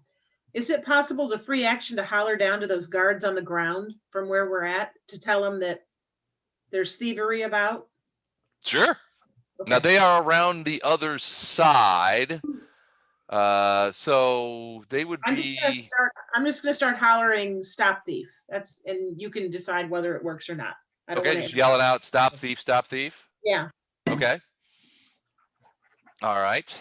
Okay. You said that this thing is motoring up the stairs and is high and all of that. So, yep. Do I need to do an acrobatics to get past it, or is it not worrying about me anyway? It's not worrying about you. You don't have to do acrobatics to get past it. So a double move will get me basically right behind Arendelle. Okay. Wait a minute. Let me do alt because I don't have enough move to pass through him. Okay. So it'll get me right behind him. It'll put you right there. Can you see? Yeah. Okay. But yeah, so once you. So the Archon is right behind you.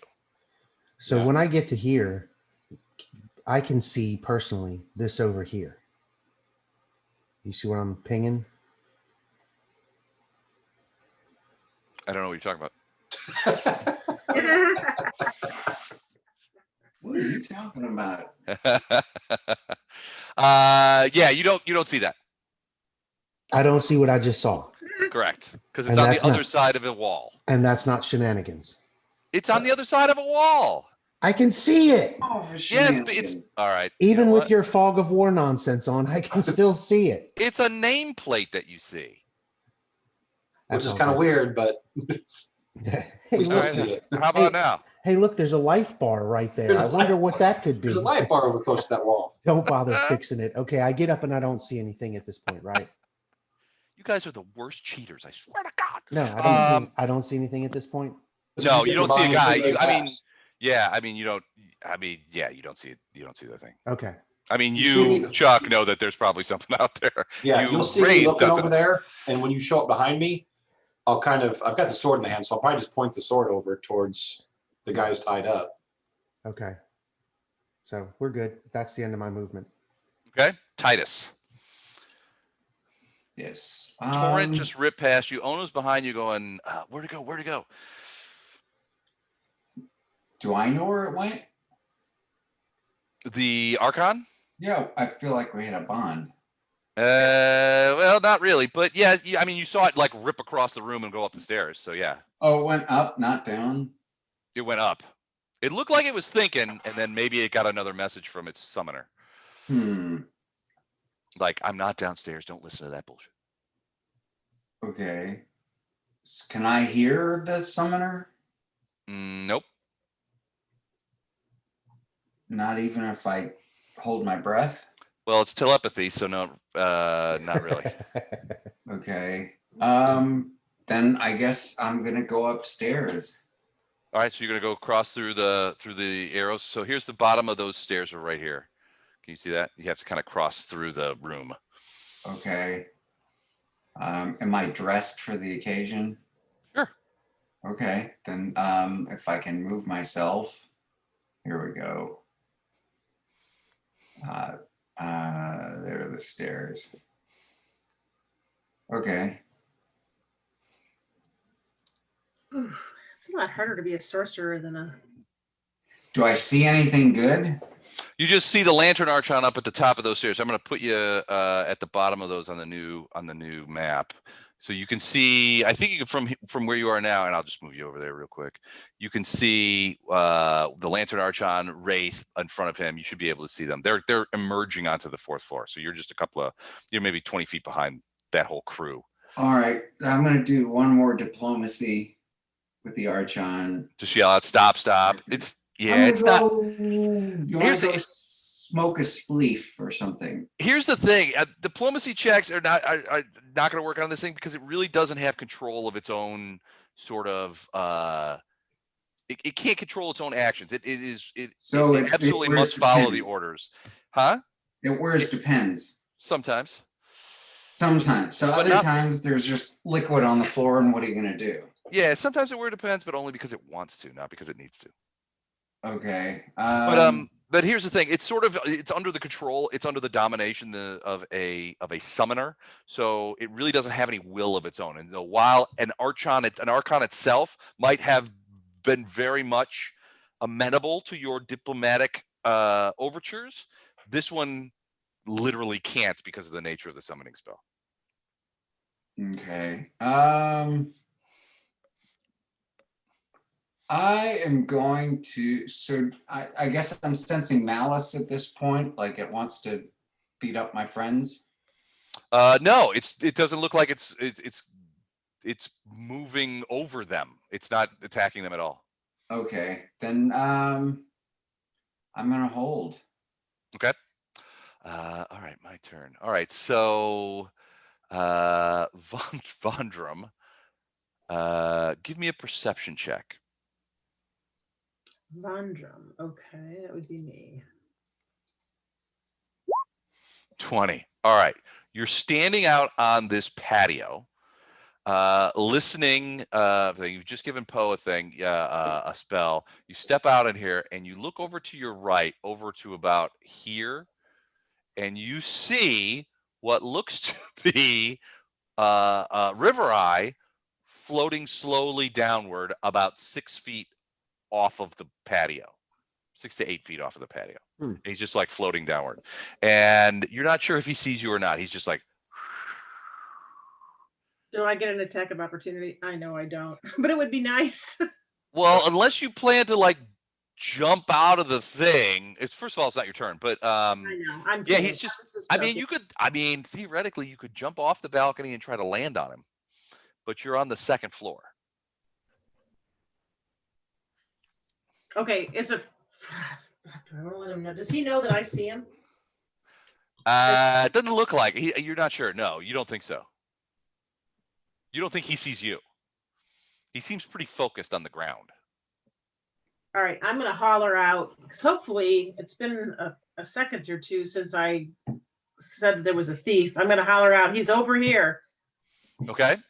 Hey Les, is it unusual for there to be orc guards at this place? Would that be something that would raise an eyebrow, or is that common in this town? In this region, it's common. I mean, there's a fairly significant orc population, half orc population in Gate Pass. So it's the traditional alignment roles are more fluid here.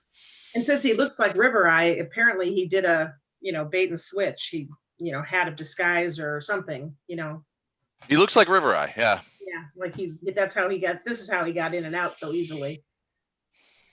Well, he's floating downward from, one assumes, above. Well, I mean, not assumes. He's actually floating downward from above you. So at least the 3rd floor. Maybe they jumped off the balcony on the 4th floor, and he's just sort of floating downward. And he floats past you on the 2nd floor, heading for the ground level. Okay, well, hopefully some of these guards will hear and maybe get involved. But okay, that's it. That's my free action. Sorry. Okay. Oh no. There goes Tokyo. I saw a great. Speaking of that song, it reminds me. I actually saved it. A great YouTube video of the guys from Blue Oyster Cult doing a COVID concert, or not a concert, but they were doing songs, and they did Godzilla, and it shows, it was a Zoom, so it was like each individual guy in the band at their house, and they did Godzilla. It was great. They did a great job. I've seen them twice, and they've been awesome both times. You know, I'm one of those guys who's an avid BOC fan. Oh yeah. I just love them. I have loved them since I really discovered them in the 90s. And I Really? just, yeah, I did, they sort of just started to groove for me. One of Anyway, love them. I would love to see that video if you yeah, have I'll send link you a to me. link. Thank you. I'll send you a link. Ono is, you know what? I'm gonna follow Titus. Ono is feeling conflicted. I mean, he loves you. You guys, you're essentially his family because you rescued him from a childhood of slavery in a caravan. But he feels bad about fighting the lawful good Archon. He's gonna follow Titus. Can I go up the stairs to the floor where Titus is? Sure, you got to cross through the body of the tower though to the south because the stair entrance to go up to the fourth floor is here. So go here, like that. Yeah, you kind of just run through there. You got to Alright, run so around those like these go, lockers. Got it. So I go 1, 2, Nope, 3. nope, nope. Those are the stairs you came up. Sorry. 1. The stairs you go up again are over here. Gotcha. There you 1, go. 2, 3, 4, 4, 5, 6, and I'll go 6 more. 1, 2, 3. There we go. 4. Oh yeah. Titus is Oh. right there. So yeah, you would actually with 6 you would actually get in front of Titus. Can I go right there? Which never bothers me in the slightest. Which rhymes with Titus. After you. No, after you. That is called Sorcerex Erectus is a great album. I love that one. Oh my my god, f- it's so good. My favorite though is I gotta admit is Fire of Unknown Origin is probably my I love favorite. that one. Oh my god, it's so good. So good. They're great. Anyway. Blue Oyster Cult was my second concert that I ever went to. So my first awesome. one was a jazz trumpeter named Maynard Ferguson, which is sort of odd. But my second concert I went with my brother. It was, I want to say I was in junior high, so maybe 1979 or 1980. Black Sabbath and Blue Oyster Cult on Black and Blue tour. It was fantastic. Envious. It was great. Oh my god. Wow. So yeah, it was an awesome show, and, wow. and my little 13-year-old ass was just like in heaven. My little dumb metalhead ass was just great. I love it. I love it. So that's great. Nice. Vondram, you are up. Oh no, you're on the stairs. You're heading up there. You see the Lantern Archon. You see everybody crowded on these stairs going up to the 4th floor. Something interesting happening up there for sure. But Vondram, you just saw this guy float down. What are you gonna do? So I'm gonna do a ray of fire. What? Yeah, I'm gonna shoot a ray of fire at it. Okay. Don't burn the chest up. What's that? Don't burn the chest up if he's got the chest. So your perception check, the last one you wrote was a 20. He did not seem to be carrying any case. He didn't seem. He's probably put it on a different plane or something. Huh. Maybe. Or in a pocket. Do I see any of the other, guards or anybody coming around? Well, they are. They're coming around to where that guy is, and they're sort of like starting to reach the point where he's probably going to land. And you hear him say, "Thieves! There are thieves." He's echoing what you said. He says, "There are thieves. There are thieves in the building. They've just tried to rob me. The ones you just let in." I am going to shout, "This is a imposter. The real Rivereye Badger tongue is locked up on the 4th floor. This is an imposter. Do not be fooled." You see the guard sort of stop and say, "Well, this is confusing." Well, then I'm gonna shoot his ass. All right, whose ass are you going to shoot? The guards or the fake the guard Rivereye? that looks like he disbelieves me the most because I'm offended. Well, there's you guys ever watch that Seinfeld where it's the where the parking spot where they're all trying to angle in and everybody gets into different arguments. So the security guards immediately break into two different factions, saying, "We need to arrest this guy. No, we need to arrest those guys. Wait a second. What are we gonna do? Who are we? Wait, what?" They don't know. So you're gonna shoot security guards? No, I'm going to shoot the imposter, and I'm going to tell him, send a guard up to the 4th floor. You'll find your real master tied up there.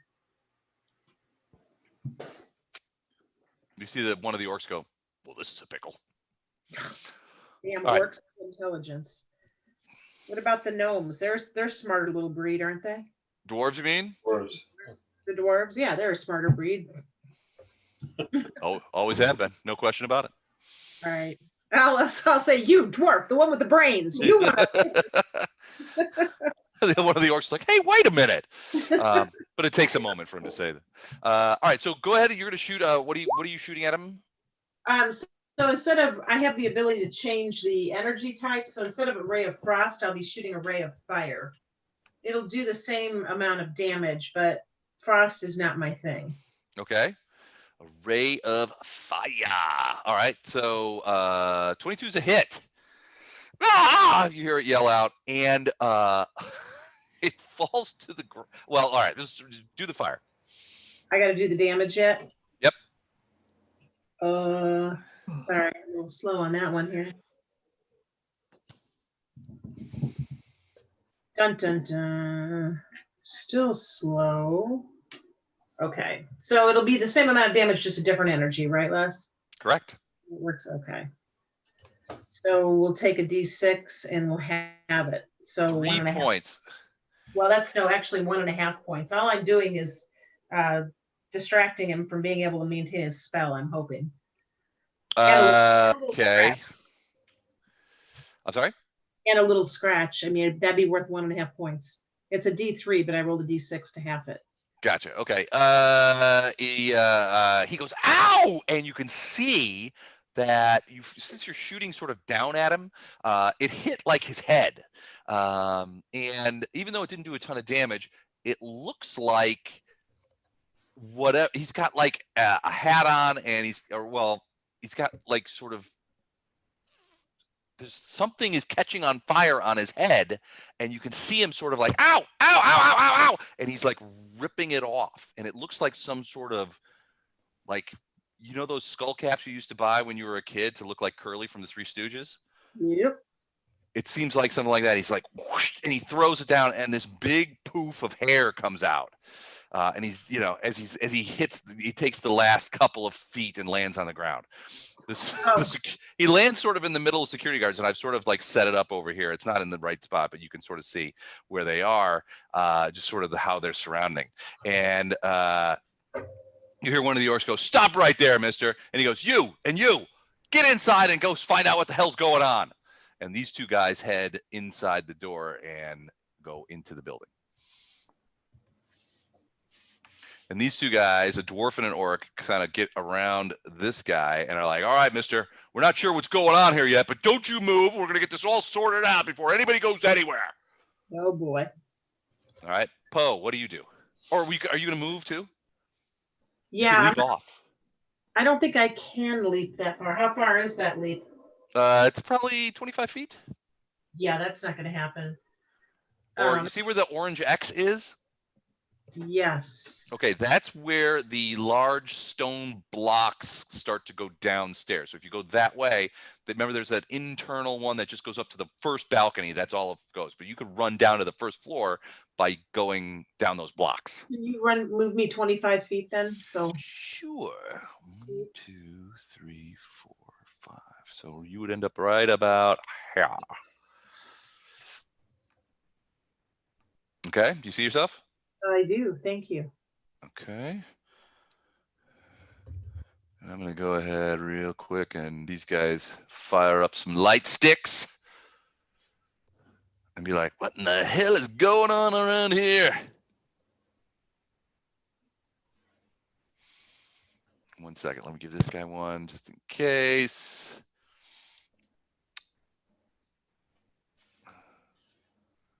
All right. All right, so you see the lights on the other side of the room as you're coming down these big sort of steps, and you can see these guys are like the doors open and they're kind of like looking around like, hey, is anybody over there? What's going on?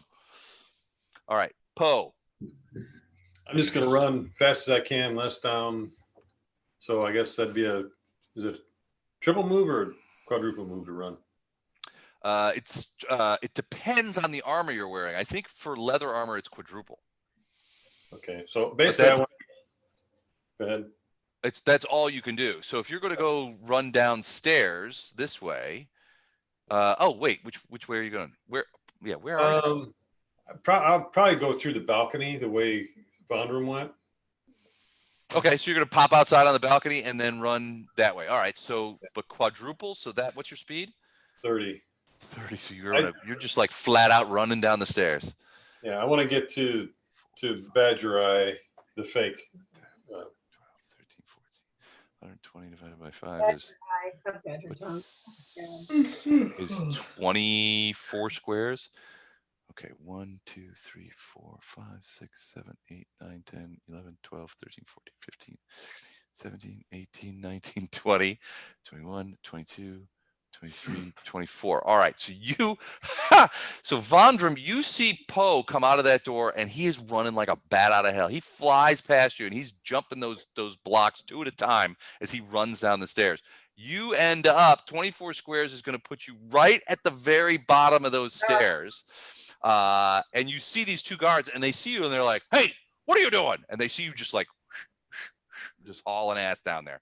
But it can actually gets you one more there. I misplaced you, but you see, you just kind of pop off of those squares, and you're right there. Do you have the imposter? I'll say. Well, we've got that guy that was floating down. We've got him. I don't know what you're just talking about imposter. But hey, don't you go anywhere. We don't know what's going on there. Just stop right there. Good Lord. I'll stop. What kind of idiots they have guarding this place? Okay. The normal kind of idiots. Hey, Les, as a free action, I'm going to scream up the stairs. We've got the imposter down here, so that hopefully somebody in my party hears. Okay. Those of you on the staircase, make a perception check to see if you hear her.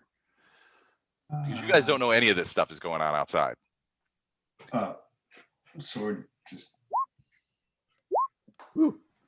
Nice. Wow, look at that. All right. Ono heard. Wraith heard. Titus, I'm expecting big things from you on this. From a perception standpoint. Arendar heard.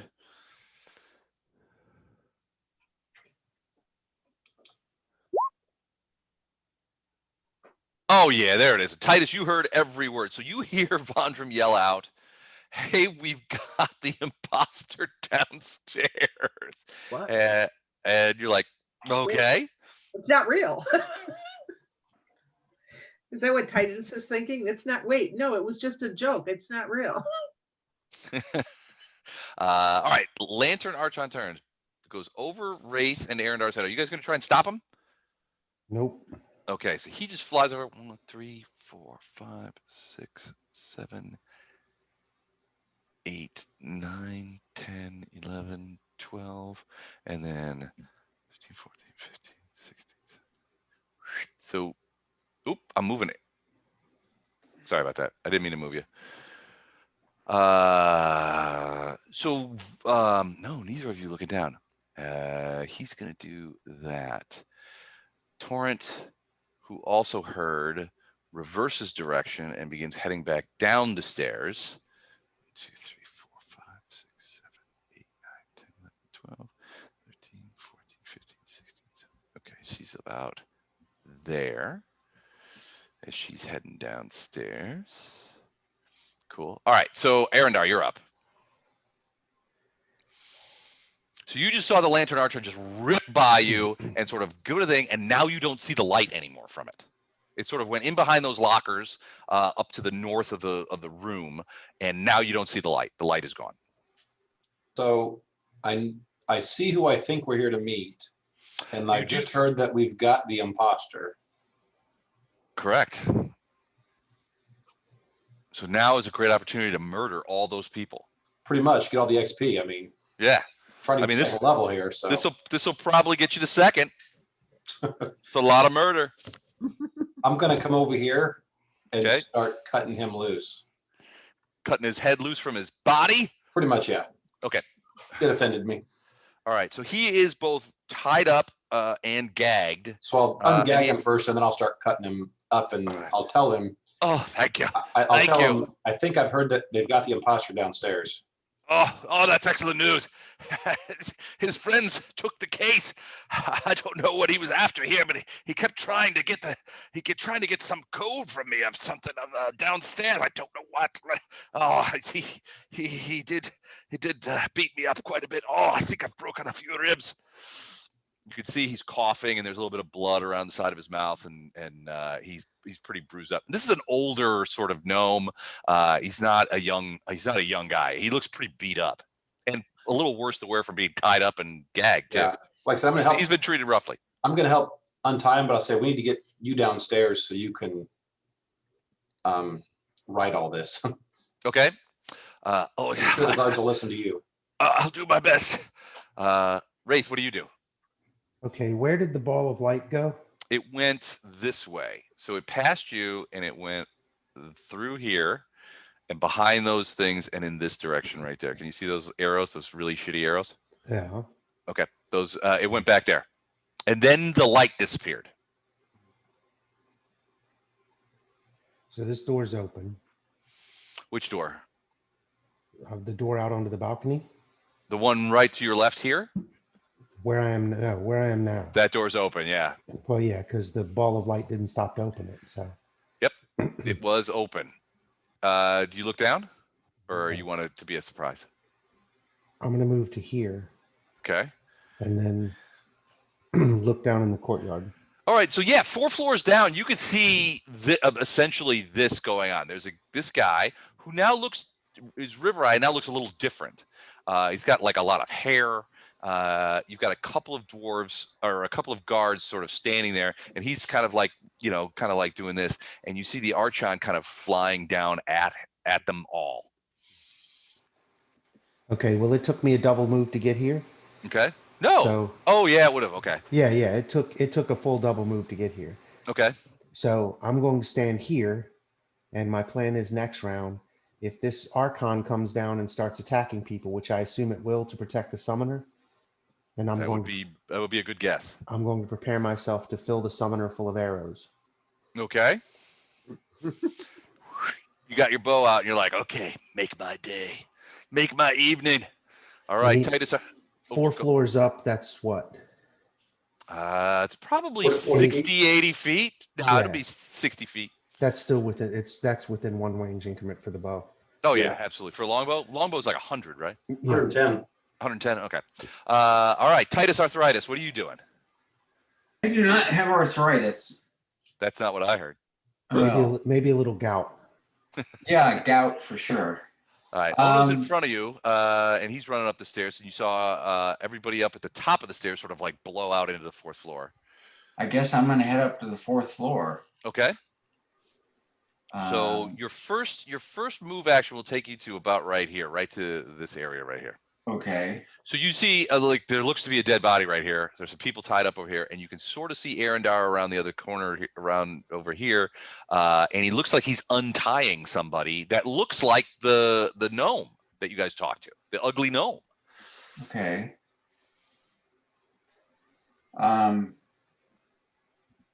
Well, I asked Arendar, "What's up, dude?" What do you say, Arendar? I'll just call back and say, I think this is the guy we were supposed to meet. Wraith's around here somewhere. What about those tied up people? We probably need to make sure that the imposter's caught first, or make sure he's immobilized. But yeah, this guy needs to get down there to talk to the guards.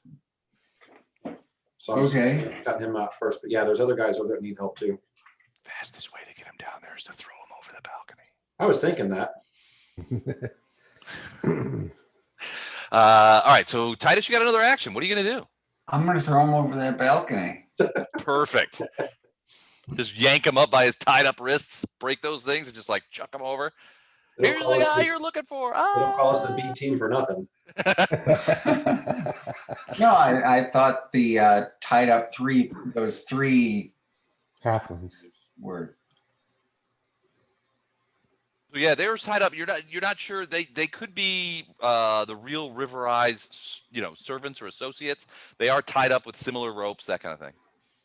Can I talk to them? Sure. Well, they're gagged, but I mean, yeah. You probably have a Um, little bit better luck with these guys than you did with the Lantern Archon. Hey, if Although- if it would have had beer with me, I think I would have been really lucky. I'll tell you what, if it was any other kind of creature, Yugo beers would have won them over. I'm Yeah, telling you right now. I completely agree with that. That's like a tactical nuke out of diplomacy. All right, so I'm gonna go over here and remove the gag from the nearly dead being Okay. and So say they're wounded. It's a cluster of 3 halflings. Now this person is also a halfling, but this one's dead. hence the X. Hence the X. And you rip off the gag, and they're like, "Oh, thanks. Did they catch him? Did they catch the guy? What guy? The guy who tied us up? The Who robber? The guy who Titus? got I'm the case? Titus. What are you talking about? The guy who tied us up. Who was Not that? tied us up. Well, they said. Well, it wasn't just a guy. It was the guy. The guy in charge was disguised as. He'll say real quick. The guy in charge of the group was disguised as Rivereye's, but he had a couple of elves with him. Were they Keebler elves? No, they were the mean kind. Oh. Hmm. That sounds strange. What do you know? Tell me what we need to know so we Well, can go they get took basically he says really fast. He's like, look, they took the case and they were trying to get Mr. Badgerface to open one of the lockers and he couldn't do it. So they beat all of us up, tied us up, and they said that they were waiting for somebody to come around who knew the combination to the locker. But but this was after he sent the elves away. So he gave the case to the elves and sent them away. And then he said he was going to wait around here for somebody to come. And he didn't say a name, but somebody was coming with the password, he said, and then or the passcode, and he was going to get something out of a locker. But this was after he took the case from us. Oh, you had the case. Well, Mr. Badgerface had the case. Yeah. Oh. We're his servant / bodyguards. And frankly, we're probably all going to get fired. That would be my guess. Because we neither served nor guarded. But that's what he basically says to him. All right, so I kind of shout down to Yoko and Arendar and anyone else who can hear. Hey, we got some halflings here who may know something about the river dance guy. The Lord of the Dance. Yes. All right. So, all right. That's Titus's turn. It's Rivereye's turn. Nobody is watching them yet. None of you have eyes on them yet at this point. On who? On the people, the guards outside and the archer. Oh, Wraith does. Wraith does. I do. Okay. So Wraith, you see the fake Rivereye look up. He's got these 2 guards on him, and they're like, the guards are saying something like, "Hey, don't you move," that kind of thing, blah, blah, blah. At which point Rivereye points up at the Archon and says, "Hey, look." And both of the security guards, who we've already ascertained are not massively intelligent, both look up. At which point, Wraith, time slows down, and you see Rivereye sort of reach down and grab a rapier out from behind his like robes, and he slashes at the orc as hard as he can. And let's just see how hard that is. It's +3 hard is what it is. +3? Jesus. Boom, misses him, but the guy's like, "Hey!" As he sort of like backs away, and he's got his rapier out, and he's obviously talking telepathically to the Lantern Archon. It's telling him to do something. Oh no, it's your turn. Okay. Let's see. Where are you even? On the stairs, on the fourth. You're on the stairs. floor. Okay. Yeah. Yeah. Titus know- just passed you. Okay. Got it. I just heard Von Drum say, "We've got the imposter down here." Yep. I'm confused. I have no idea what the hell is going on. You and me both, brother. I am gonna Amen. spin around one time in confusion, and then I want to go. Been around one time in confusion. Watch. Is that a free action to spin around in confusion? Get it. Right. I'm envisioning his robes twirling out with him as he goes. Right. Wait. Did I see Titus scramble up the stairs? You did. Yeah, you absolutely did. Where are my friends Wraith and They are you saw them enter the 4th floor as well at the top of the stairs. they're okay? They're upstairs. I'm gonna follow that gang, but I am I'm torn again. Also, we've split the party, which is a DM's dream. No, I don't like that. So I'm gonna go 1, 2, 3, 4, 5, 6. Oh my God, who is this dead guy here? That's a dead halfling. Looks like he has been knifed or rapiered. That's lunch. Right. You see, so as you come across this dead halfling, you see Titus untying and talking to another halfling over there by a locker, and you can also see Arendar talking to somebody who looks like the gnome, and it looks like he's untying him over there. And they're like, and you can hear Arendar and you hear Titus saying things like, "So what happened? Who's got the case?" And they're talking about elves and stuff like that. And then Arendar is like, "We got to get you downstairs right away to the guards." Right. Then I am gonna follow along and You don't see Wraith.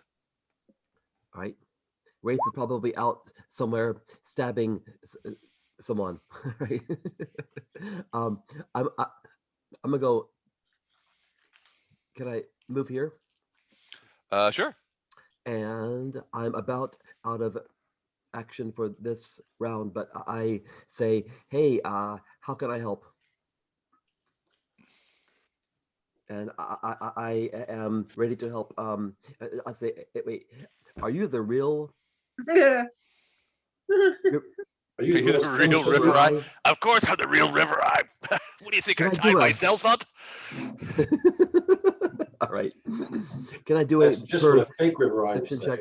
Hold on. I didn't even give myself a safe word. Right. Perception. Right. What do you? Yeah. So you. I mean, it makes sense that. Yeah. I mean, if there's an imposter, it's unlikely he would tie himself up so thoroughly in the time Always. that he had. Gotcha. Oh, Okay. he's just a kinky bastard. But yeah, it could be just a kinky bastard. But wait, who are these three? So they'll pipe up. They'll say, "We're Mr. Badgerface's servants and bodyguards." Obviously, we didn't do as well as we'd hoped. Okay. All right. Then I agree. Let's get Mr. Rivereye downstairs to its suite. Okay. Vondram, where are you? So you're still on the steps. So you're still in the interior, heading downstairs. What do you do? Did you see the message I sent you? I did. It's like, can I get him to get that message to my buddies up there on the 4th floor? Absolutely. So before Vondram goes, Rivereye says to you all, he's like, "Your friend says that we have to get our butts downstairs. We have to hurry." And Arendar's like, "Yeah, I get it." All right. And then on my little dwarfish legs, could you? I Which are am, longer. which I are know, long. you got long strider, so Yeah, I'm 35. I just want to do a triple action to get outside, I think. I don't know if I'm in leather. It's a 35. So hold on, let me count here. I'm in leather armor too, so I actually get a quadruple. 5, 6, 7, 8, 9. All right. Well, so what'll end up happening is you'll end up like, so Poe is stopped at the bottom of the stairs, and you'll end up getting right there and still have. I mean, you could still run, but these guys are saying, "Hey, stop! You got wait a second, whoa. We hold on. We got to figure out what's going on here. Stop that running. Pick up Wait, that so blood." I'm gonna ask one of them, can you just escort me outside so we can keep another eye on this asshole that just stole your chest while your other friend goes upstairs to ascertain what we already know, that your master is tied up on the 4th floor and you've been robbed while you were standing around picking your teeth outside? Mm. Don't try to trap me in a maze of circular logic. Uh, But he goes, that sounds right. And the dwarf goes to the orc. You take these 2 outside. You got it, sir. And the orc steps up next to you guys and is like, follow me, you 2. But it'll have to wait till, well, it could probably go now because it's Polearm's turn. So Polearm, will you accompany the orc? I will. All right. So 10, 20. That's a move. So you get outside and it's gonna cost you a move back, and you actually end up right about here, I'm gonna say, from a distance from these guys. So you see the fake Rivereye, you see the 2 guards who have pulled weapons and are now like, what are you doing there, mister? Put that weapon down. The Archon is coming down at an angle at speed towards Rivereye, but he's got a rapier out now. Okay, I'll say heads up, watch out for the Archon, and I'll point. Oh, we're not falling for that trick again. Look. Oh, Lord. All right. At which point the Lantern Archon shoots 2 rays, one at each guard. So let's go ahead and just do that, shall we? All right, boom, and 16, which means they both get hit. First guard, second guard, both get 3 points of damage. So let's see. All right, yeah. So that's so these guys are like, ow, dang it, as these beams of light get there, and then it comes and it gets close to Rivereye and is defending him. You can see it sort of like moving around, like as it tries to keep these guys off him, as they have their they have their short swords and stuff out as they're fighting with. Rivereye still has his rapier out too, and he's using essentially the Archon as sort of like a non-human shield. He's trying to stay behind him, and he's using it to sort of like keep them off of him as he backs away towards the main door. Torrent, the uniquely ineffective Torrent, is going to end up, you see her, so Vondrum, you see Torrent coming down the stairs, and she slows when she gets there because she sees the guards, and she also sees this guy has just gone outside with Polearm. But she slows down and she doesn't say anything, and she sees you, and her eyes kind of widen, and she slows down, and she kind of like slows down her steps. You're not sure what she's going to do, but she's coming up. It's like she's quieted down so that she can potentially come upon the dwarf unawares. So she's coming down the steps. The dwarf is looking at you, so he doesn't see Torrent, but she's behind him, and she's like slowed down. So it's like now she's like moving very slowly and quietly. But that's all she does. Arendar, what do? You've got Rivereye unhooked. Yeah. Because you're just cutting those ropes, I'm assuming. Okay. Do I know anything else that's going on? No one's yelled up here to tell me anything else that's going on other than what I heard before I got in here, right? Yeah, I would think probably not. Okay. If I don't know anything, then I'm just trying to get him untied. And then I know somewhere downstairs we've got someone. So if I can help him to get there faster, then I'm going to try and get him up. I see that Titus and Ono look like they're dealing with the other guys. So I just want to get him down to the guards so he can straighten this out. Okay. So you help him up. He's pretty beat up, and he's an older guy. So I mean, he's not in good shape, as we've discussed before. Very ugly sort of fellow. Which what'd you say? He's a gnome? He's a gnome, yeah. So weighs like 40 pounds. You're just gonna pick him up like a football and Yeah, and I'll say, run you- down the stairs. so do you want Okay. me to just Well, I really guess if carry you you could, I guess if downstairs? you could deadlift 700 pounds, I guess picking up a gnome and running Yeah, I'm with just him gonna like a say, football I'm is gonna no big ask deal. him, are Just you okay throw with him. me just carrying you downstairs? Just easy on the jostling. I think I've got some broken ribs. Can't promise that, but okay. All All right. right, so you. I'm gonna yell. I don't know where him Wraith is. I know Wraith was up here. I'm just gonna yell to Wraith. Hey, I've got Rivereye. I'm heading downstairs. Like I said, I don't even see Wraith, so I just know he was up here, and now I don't see him. All right, so you pick up Rivereye. Like you said, I don't know how much does a gnome weigh. Like 30, 40 pounds. Yeah, ish.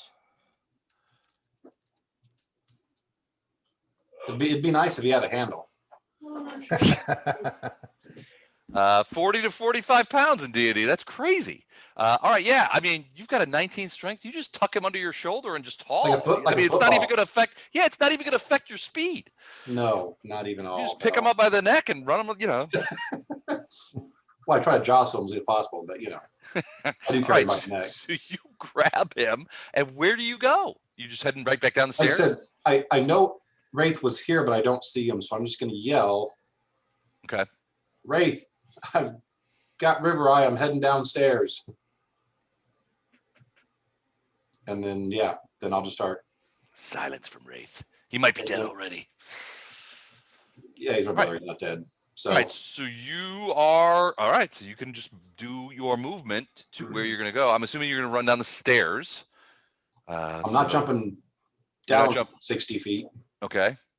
Although that So, would yeah. be fast. That would be faster. That would be a lot faster. Yeah. And it'll be a lot more fun until the end. The sudden stop at the Sudden end. stop at the end, yes. All right. So you 1, 2, 3, 4, 5, 6. Yeah. So you will get down the stairs and down at the bottom of the 3rd floor at the end of your turn. I'll let you put us where we're supposed to be. Just did. Okay. All right. And you could hear him like, no, the jostling. Oh, my ribs, they're so jostled. Wraith, what do you do? I want to fire. Fire. Who are you firing at? The guard? No, I'm firing at the fake whatever this thing is now that has hair. All right. He does have the If archer. you're going to say that little damn ball of light gives him cover, F off. Well, it's not full concealment or anything. I All can right, take it's a a 5-foot step to get a so- better angle. It's the size of a globe. It can't give him cover. All Yeah. right, go ahead. Now, the only other question I have is, do I get any pluses for having higher ground in this particular situation? For range, I think there is a. I think there is a. I I think it's think it's plus plus 2. one. I think Well, it's is it plus- I think it's +2. Oh, is it two? I think Either it's one or 2. two. Yeah. Well, either Yeah. way, you can figure that out, but I'm going to fire. Okay. Boom. 17. Let me check. That's a hit. So 8 points of damage. 8 points of damage. So he yells out, "Ow!" and takes a fair amount of damage. And then as a free action, I'm going to call out, dismiss the Archon or die. Dismiss the Archon or die. And the dwarf is like, "Hey, you up there? Are you stop shooting? We've got this." Sort of. Sort of. Okay, so you still have a move action. No, I'm good.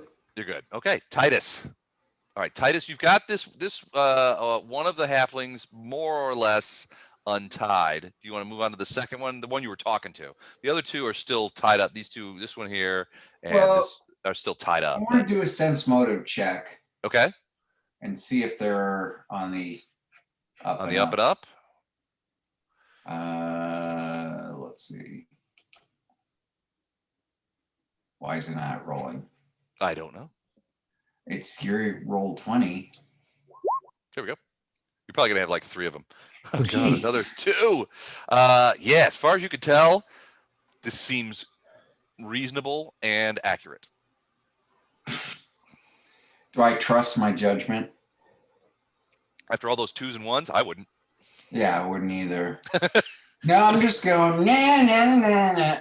No. But No, no, I I'm- mean, you know, they seem legit. I mean, it makes sense that that Badgerface would have his own coterie of guys. It also makes sense that, you know, they could be overpowered by people especially if somebody was laying in wait. If this guy was really an imposter, he planned this. So, you know, he would have taken measures. He would have taken steps to alleviate the protection. Well, they do have low hit points, so I Yeah, guess they've been knocked around pretty hard. Yep. I think, and I see spoon indentations. Oh no, just got here, so I don't know that that's an actual spoon. So I guess I'll untie them and continue to talk to them. Tell me more. Tell me more. Well, basically, they tell you that they were here with Mr. Badgereye, who was waiting for his friend Pepin, because he had to deliver a case of materials. And you get the impression that they don't necessarily know what was in the case, but he was like, he had to deliver a package to this friend Pepin. These guys showed up, one dressed and wearing makeup to make him look like Mr. Badgerface, and then two elves. They took us by surprise, and a brouhaha ensued, in which they got the better of us. They tied us up. I think they accidentally killed so and so, but that seemed like an accident. They didn't come in here seeming like they were going to murder all of us. That wasn't their aim. They seemed like that was an accident. They accidentally killed them, as sometimes player characters will do. Oh, sure. I mean, we all do that. We've all been there. And then they tied him up, tied up Mr. Badgerface, and they took the case. The guy who was disguised as Mr. Badgerface gave the case to his elvish friends. They took off, and then he waited here and interrogated Mr. Badgerface to try and get some sort of code for a locker from him, which Mr. Badgerface didn't have. He beat him up pretty badly, and then when Mr. Badgerface couldn't come up with this code, he sort of assumed that Badgerface's friend might have it, and so he decided to stay here and wait for that person to show up so he could try and get the code from them. And would you recognize and be able to point out all these individuals? Well, I would certainly recognize the two elves. I'll never forget their elvish faces, their horrifying elvish faces, as they were beating me to a pulp. But the guy who was dressed as Mr. Badgerface, while it was obvious to us that it was a disguise, I don't know what he really looks like, because he didn't take off his disguise. He had it on when he got here. Do you know if he was a gnome or what kind of creature? Well, he looked like a gnome. He could have been a gnome or a halfling, or, I mean, it depends. He was gnome sized. Okay. But he could have been a slouchy elf or a halfling in Gene Simmons boots. Well, for that comment, I think it was actually Gene Simmons. Because who doesn't like a halfling in Gene Simmons boots? I don't think anybody dislikes that. I don't either. So join us. That's what they tell you. So are you going to start untying like the second one? Yeah. That should do this round. Okay, cool. So you get him untied at the end of this round and move on. I'm assuming for your next round, you'll move on to the third, but you don't have to, certainly. Let me get that off of there. All right, so he's untied. All right, so Rivereye, what is he going to do? He's going to try and stab the orc again and encourage the Archon. He's like, get them, Archie. And he's going to try and attack that guy, the orc, who he decided. Yeah, that's a hit.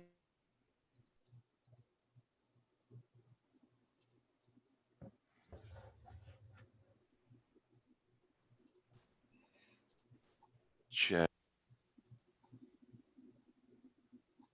Hit him for 6 points. Ooh, that he gives him a heck of a wound, and the guy's like, "Hey, stop stabbing my friend!" You hear the orc kind of like, "Oh God, that one got me in the plexus." Oh no, you're up. Okay. Good heavens, what's going on here? All right. And where are you? You're with Titus. So Titus, so you hear all these guys telling you the story. It's like basically these elves showed up. They got the jump on us. They took. They tied us up. They kept trying to get some information out of Mr. Badgerface, but they couldn't get it.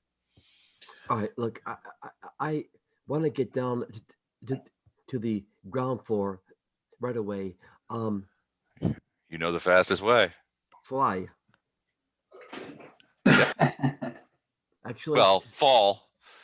can I do a But fly? all with style. I think it's yeah. Can I try my fly skill? Well, that's really if you're on a flying creature or flying yourself magically. It's not falling with style. I see.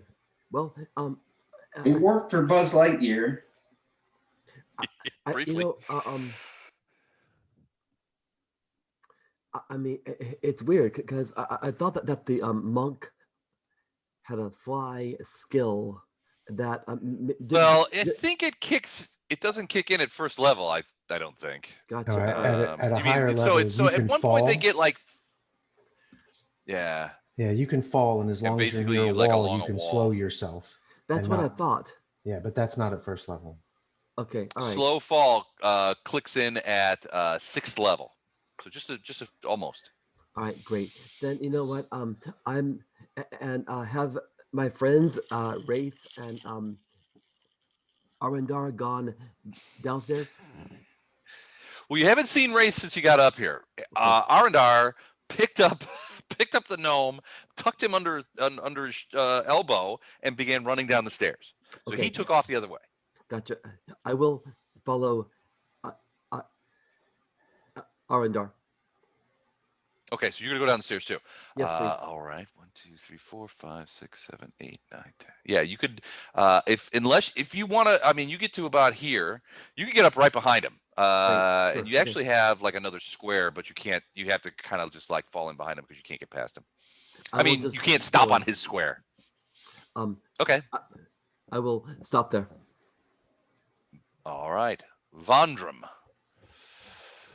Sounds So he's like, so the dwarf is like saying to you, all right, go on, go with the orcs, go with the orc and your friend, and we'll sort all this out.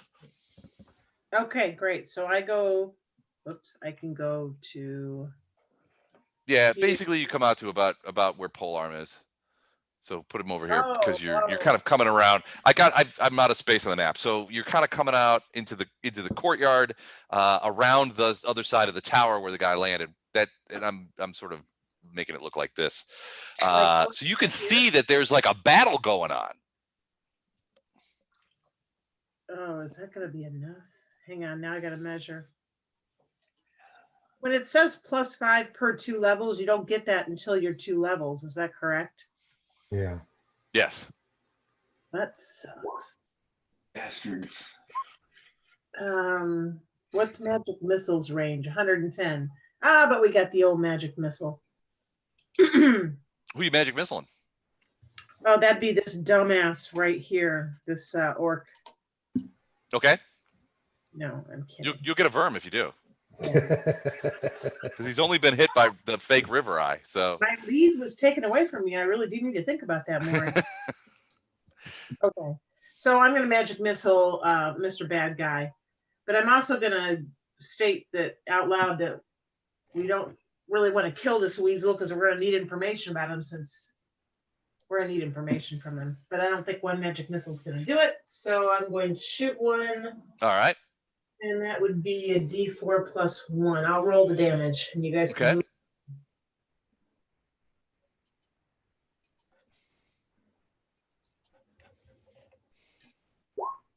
Yes. 2 points. All right, not much, but a little bit. The magic missile goes like and he looks over, and you can see he's got his rapier. But you also see sort of the lantern archon moving out of the way too. So yeah, you hit him, but it didn't do a ton of damage. All right, Poe. Poe's gonna move up and push his giant spear at this guy and tell him to stand down. Okay. Does it gives you reach, right? Yep. Okay. All right. So you just say stand. You got your spear out. And you're like right at him, and you're like, "Stop it! Stop all that bullshit." Is that it? Is that all you're gonna do? If he doesn't look like he's going to do that, then I'm going to attack him. He does not look in the surrender mood. Okay. Can I try to do non-lethal damage? Like try and cloud him? Sure. Yep. Yeah, doesn't matter. I'm missing him anyway. You miss him. Yeah, he swats it away. Swats your spear point away with the flat of his rapier. Parries the action. The Lantern Archon fires 2 more rays, one at the Dwarven Guard and one at you, Polearm. So Dwarven Guard, nope. Polearm, 13 hit you? Nope. Okay. And then it moves over to here to create a flanking situation. Oh, fucker. Torrent comes down here and begins talking with this guard. You can't hear what she's saying. Arendar, you're doing the O.J. Simpson? Yeah. 1, 2, 3, 4, 5, 6, 7, 8, 9. You're 10, driving 11, 5 miles 12. per hour in a Ford You're Bronco. 30 speed? Yeah, 30 times 2, so yeah. Okay, so you will end up about here on the 2nd floor. Hold on a second. About here. Carrying my good friend Rivereye as you move down to the 2nd floor. Okay. Wraith. Give me so Wraith, are you a rogue? Not yet. Okay. So longbow, Sure. 18, 16's a hit. 18's a hit. Miss though. 5 points of damage. 5 points of damage. Another arrow slams into Rivereye. He's still up. That hurt him though. He's like, ah, God, reaches up, pulls out of it. Now's the time to jump. You can get him. If he pulls the arrow out, then he suffers bleed. Who do you think? Who do you think you are, Don? That's bleed 12. No more bleeds. Titus, I'm assuming you're going to untie that last person. Well, I think so. Okay. I'm you going to do one more sense motive check. Okay. Before so sense motive, come on. 9. You still talk to him. I mean, you still get the impression that these guys are in the up and up. I mean, they don't. I mean, to your mind, they don't have any reason to lie. The story that they're telling doesn't exactly make them look like professional bodyguards. They've kind of muffed it up. So, I mean, the story they tell is not exactly flattering to them. Why would they lie about this? And again, why would you tie yourself up? Do I feel like I've been drinking lately? No. Well, no. Well, no. Well, you sort of feel a little drunk all the time, which is nice. Yeah, I'm high on life. All right, I guess I'll untie him. Okay. All right, you untie the last one, and I'm assuming that you begin sort of gathering them up and heading them towards the stairs, taking them downstairs. Well, I heal and bandage any who need it. All right, so you want to do a medicine check? Sure. Can you do that? Yeah, I can. I just need to figure out how I do that. Okay, hold on. So you just do like a skill check, a medicine skill check. Okay. Which I believe you have skills. Heal plus. Yeah, you're +1 on heal. Okay, so +1 on heal.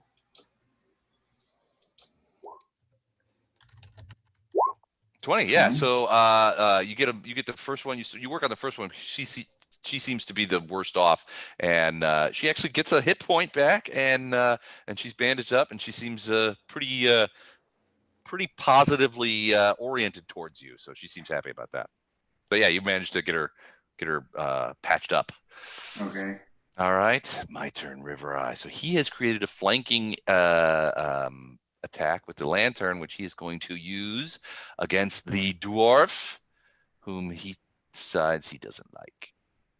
Ooh, and that dwarf who's worried about the lantern archon who just fired at him is looking the wrong way when Rivereye nails him first with rapier damage, 6 points, and then sneak attackaroo damage for another 7 points, 13. That guy goes down in a heap as Rivereye basically kills him from behind. Wow. The orcish soldier loses his shit at this point and tries to just absolutely stab the crap out of Rivereye. He's like, Bill, no! And he's going to attack him. Hold on a second. With his short sword, just bring it down on top of his head as hard as he can. 15, which he does, so he hits. And does 5 points of damage to Rivereye. Who felt that? Rivereye's bleeding pretty significantly at this point. Wait, did that move? Yeah, okay. Rivereye's bleeding pretty significantly. This other soldier ignores you guys, runs past Polearm, and attacks Rivereye as well with a single attack. Does that hit? You should get flanking. Does not hit. He does get +2 for flanking, so that makes it a hit, and he gets him for another 4 points. So now Rivereye is definitely getting the full court press from these angry orcs after killing one of the dwarfs. Oh no, you're up. And apparently this is Traveler because the guard's name was Bill. They're all named Bill. No, they're all named Soldier. You can't see the names, can you? No, but you called him Bill. Oh, did I? Okay. Bill, no. All right. It's Bill Scaraboo. She's finally dead. No. No. Right. I will continue to tumble down these stairs. 1, 2, 3. So you're gonna crank up into like super speed, like you're gonna run. I will run down the stairs. 5, 6, 7, 8, 9, 10. And your speed is 35, did you say? Or 40? 30. 30. Okay, so 1, 2, 3, 4, 20. 6, 7, 8, 9, 10, 11, 12, 13, 14, 15, 16, 17, 18, 19, 20. Yeah, okay, so you will end up. You can actually pass Arendar if you want to, or do you want to stay behind him? I will stay behind him. Okay. Let me move you over there. So you are still behind. You're just going to stay back there. Yeah. As he carries Rivereye. You guys will be on the first floor next round. Great. Okay. Cool. Vondrum, you just saw the orc soldier run over, the orc guard run over there, and between the two of them, the orcs are pummeling Rivereye, who's gotten hit by a couple of strikes, but he's downed one of their guys. That guy's down. He got flanking with the Archon. Okay, he's gonna move up and tell those guards to just disarm this little sneaky bastard. God, I cannot move him. I keep making these weird squares. Bizarre. Just disarm this guy, but do not kill him, or they'll be in more trouble with their master than they already are for letting him in the building in the first place. And then I'm going to cast lightning sand on the space where the little gnome is standing. Okay. What is lightning sand? Lightning sand will turn the earth into a shallow, dry sand quicksand pit. And if he fails his save and it's DC 14, he will be entangled. Okay. That's fun. The very earth becomes shallow lightning sand, dry quicksand. Creatures within the area get the entangled condition. Okay, cool. That's an awesome spell. So he needs to make a reflex save? I guess it would be reflex, wouldn't it? Yeah, reflex negates DC 14. Ooh, he is entangled. So hopefully the guards will disarm him next time it's their turn. Well, he just killed their friend, so they're head up. They are not happy I'm gonna boys. make sure they're clearly educated that killing him would hurt us because we need the information in his brain. They can kill him later if they need to. You can kill him later. Let us interrogate him first. Let us torture him first. Poe. He's stuck. So he's stuck in his thing. So you can hear him like, ah! I'm going to reserve unless the orcs don't listen and try to attack him, and I will try to hinder them if they do try to attack him. Okay. The Lantern Archon. So you're reserving. Okay. So just let me know when you want to jump back in. The Lantern Archon is going to shoot Bleams at Vondrum and Polearm. So Vondrum, Polearm, 11 and 9. Did either of those hit? Nope. I don't think so. Okay. Torrent comes walking outside with the dwarf, who sees the commotion and sees his friend down and immediately leaves and becomes running over. So he's running over to see what he can do. He's got his short sword out. Arendar, you are moving. I'm going to move you down. You get down to the first floor pretty quickly, and you could actually get outside. I'm assuming that's what you want to do? Yep. Okay, so you come pouring outside. So you're outside now with Rivereye. Wraith, what are you going to do? So I can hear them screaming not to kill him, right? Right. But you seem unswayed by their arguments. Well, I'm generally unswayed by arguments, but at this particular point, I don't want to be on the bad side of the boom dwarf. Okay. So and he looks pretty worse for wear, and now he looks like he's stuck. Rivereye looks like he's stuck in the ground. Yeah, he's sunk in a little bit, and you can't see the tops of his boots anymore. Okay, well, I'm going to reiterate the free action, dismiss the Archon. Okay. And then I'm going to reserve my action. So I'll hold until somewhere later in the All right, you're going to hold too. Initiative order, right? All right. Titus, you've got these halflings. They're all untied. But they start going over to grab their friend, their dead friend, and they're like, we're going to carry him out. So I'm assuming that you're going to start going downstairs too? I'm just going to say, I already ate, but help yourself. Okay. Yeah, I'm going to go downstairs. Okay.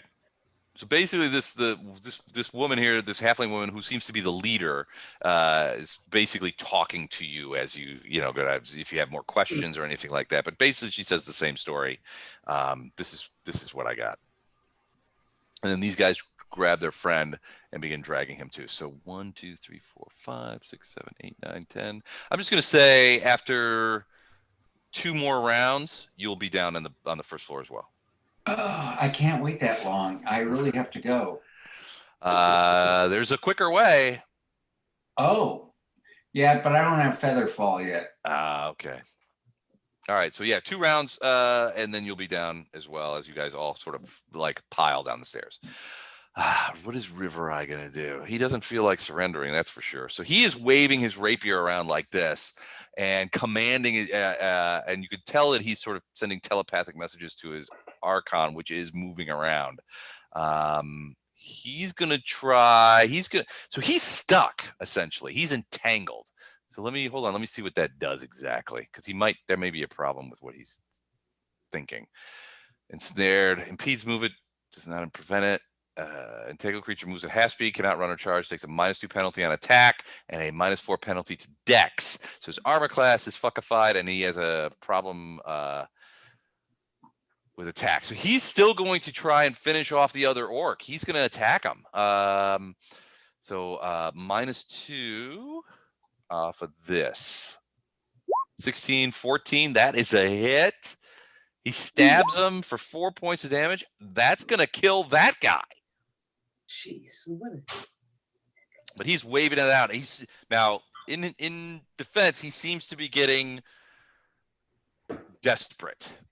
I'm going to go now, Les. Okay. Attack him. Okay. I'm just going to try the same thing. Attack him with non-lethal damage. All right. You're going to try and cloud him on the side of the head with the flat of your blade. Ooh, miss. Wait, he doesn't get his dex. Hold on. Let me see how much of that is, how much is AC. Hold. 3. So he still has an AC 13 even without his dex. So he managed to get that rapier up and block it again.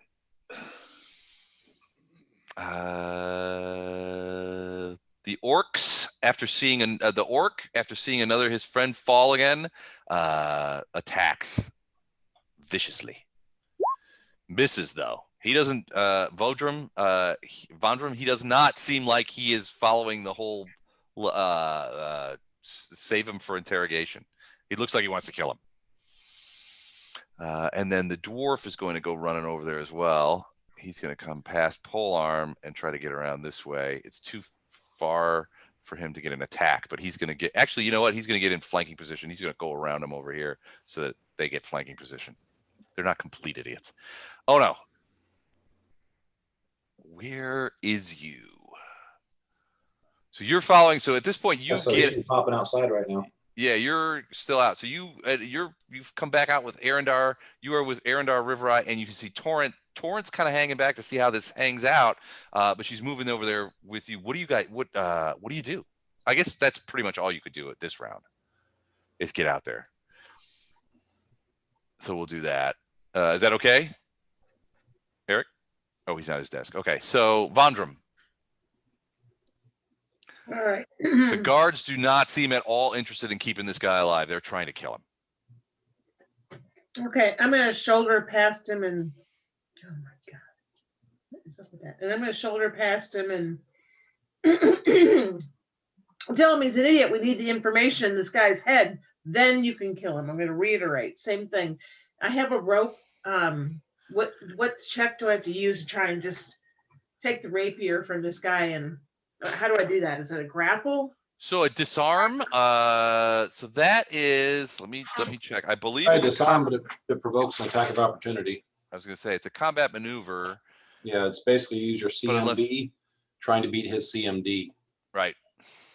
But like I said, he's going to get a swing at you because you probably don't have That's fine. whatever the disarm feat is that doesn't make it provoke an attack of opportunity. Yeah, it provokes. He's still. Yeah, he's still -2 because of the entangled, but he will get an attack of opportunity. Yeah, I don't know what else to do. Keep these guys from killing him, and he knows what we don't. So. All right, so you're trying to pluck the rapier from his hand. Yeah. So you're gonna hit me first. Yeah. How's that? Yeah, that's gonna hit. 3 points. Sorry. That's okay. All right, so now you get a so it's combat. You go CMB versus his CMD. All right, I know his number. His CMD is 16. So yeah, he stabs you, but you grab it out of his hand and yank the blade out. So now you have his rapier. And All he's right. like, and he's tangled. He's like, oh shit. Now I turn around and put the rapier at the orc's throat, and I say, "Tie him up," and drop the rope on the ground. You're not the boss of me. He sort of like kind of comes out of it, and you can hear the dwarf on the other side go, "Yeah, do it." So he sheathes the orc in front of you, sheathes his sword, and picks up the rope. In the meantime, the lantern archon is still shooting gleams of light Hang all over on. the place. I want to insert myself before the Lantern Archon. Okay. So I'm going to fire at it. At the archon. Yeah. Okay. Can do. 9. Ooh, that is. Oh, wait. Never mind. Hang on. A potential fumble. Let me roll it again. Lantern Archon AC is 15. 9, 10, 11. Ooh, that is a confirmed fumble. And there's a whole crowd of people around there. Come on, shoot neighbor. Come on. I can feel it. I can feel it. Well, the only person who's really in the way is, well, Vondrum. no, not. Yeah. We're talking about a direct line to the thing I'm shooting at. Oh, maybe the orc. The orc is the only thing that's really in the way because I'm 80 feet up. You never know how these arrows go, though. No, that's it is a fumble. Tied up. You become entangled in your gear. You must spend a standard action and pass an escape artist check, a DC 10 escape artist check to free yourself. Wow. So you get tied up in your bowstring. You're like, Good dang thing it! What the? no one even sees that though. You're up there by yourself. So Yeah, nobody will ever hear about that. You could tell that story any way you want. All right, now it's the Lantern Archon's turn, and she is going to blast. She's going to blast Polearm and Vondrum again because that's how she rolls. Polearm, Vondrum. Oh wait, sorry, no. Shit. Hold on. Vondrum 9. So 16 on Polearm, 9 for Vondrum. Either of those hit? What was the fumble in there? That was me hitting the wrong button. I don't think so. Well, look at it. It's a +2 rather than a +3. So I hit the wrong button, man. It's still a 1. Yeah, but yeah, I mean, it's the wrong thing. If you did this, I wouldn't hold you to that. Uh-huh. He hasn't in the past. He hasn't. Says the guy who's currently tied up in his own fucking bowstring. Hey, you rolled that shit, not me. All right, does either of those hit you guys? 16 hits me. 16 hits you. All right, here we go. 3 points of light damage as a Bleam hits Polearm. All right, Torrent is coming over. Yes, stop! Don't kill them! You know, she's yelling. We need their information. We need to know who's got the case. Arendar, you are up. You've got the real Rivereye. You're still carrying him.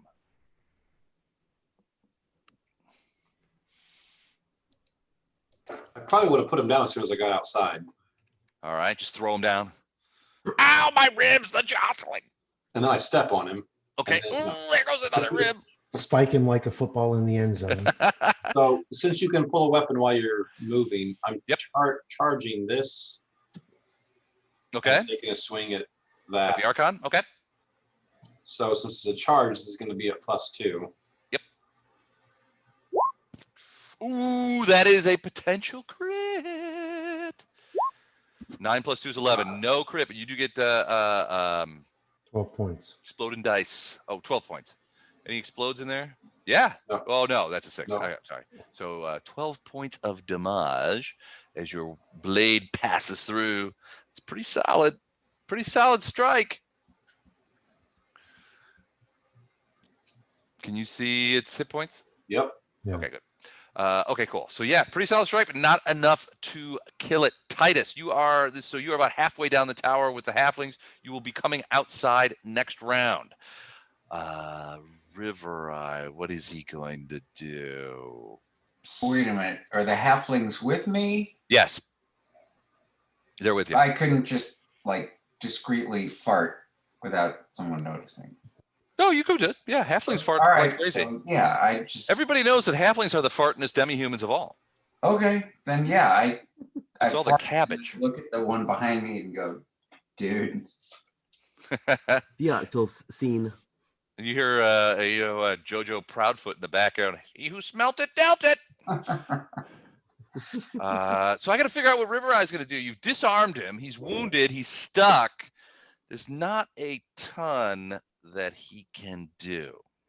So he yells out, I surrender. I surrender. Please don't kill me. And he puts his hands up. Polearm, what do you do? Kill him. Oh. I kill him. Skewer him with the spear. I'll tell the imposter to call off to desummon the summon creature.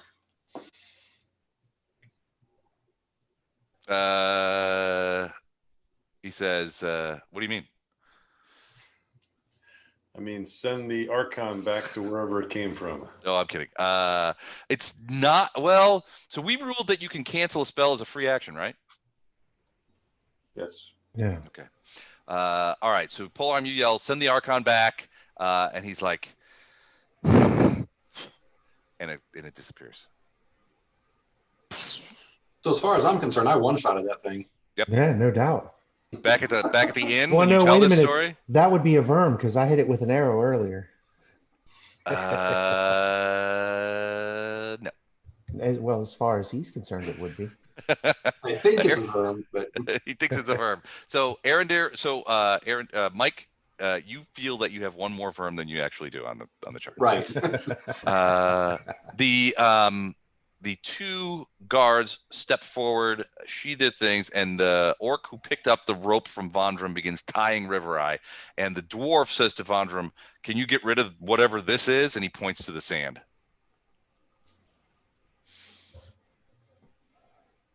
Once we get him tied up, he means.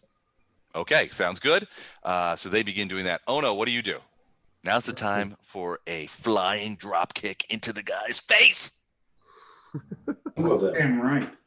All right. From our mighty monk from the monastery of Conflicted and Confused. I'm a bit confused about.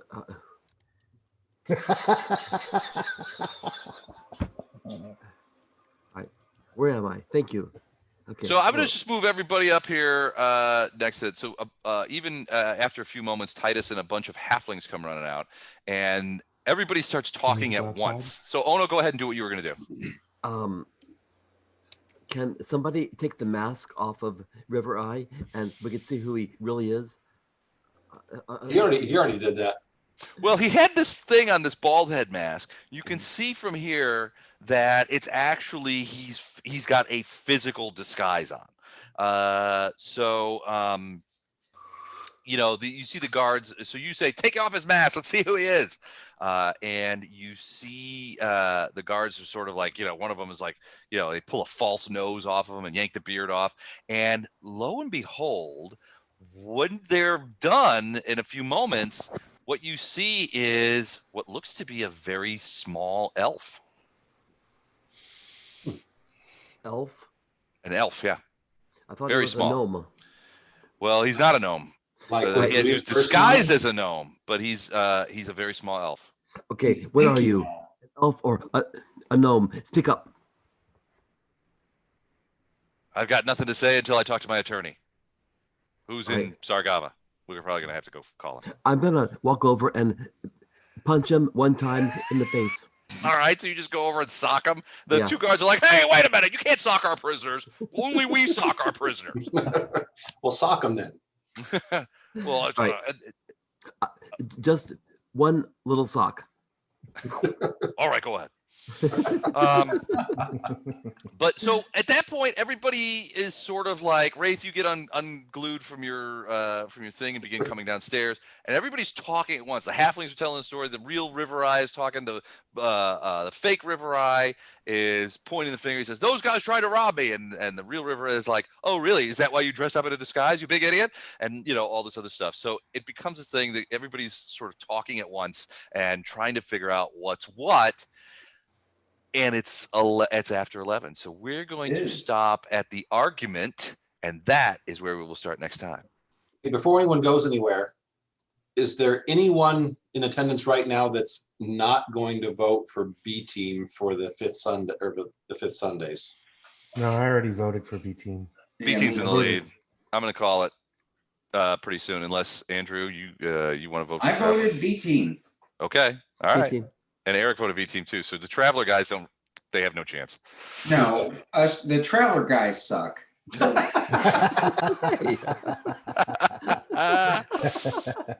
right. I will declare it officially in an email, but it's going to be B team on the 5th on the Sunday after Thanksgiving. Awesome. I'm really That'll give me something to be thankful for. Yes. Yep, there you go. Awesome. All right. Well, thanks you guys. This was great. Super fun game. Thanks again. At all. Next All week. right. Have a great week. Have a great week. Thank you so much. You bet. See y'all. This is gonna crash out. Okay. Good night. Have a good Take care. Talk to you soon.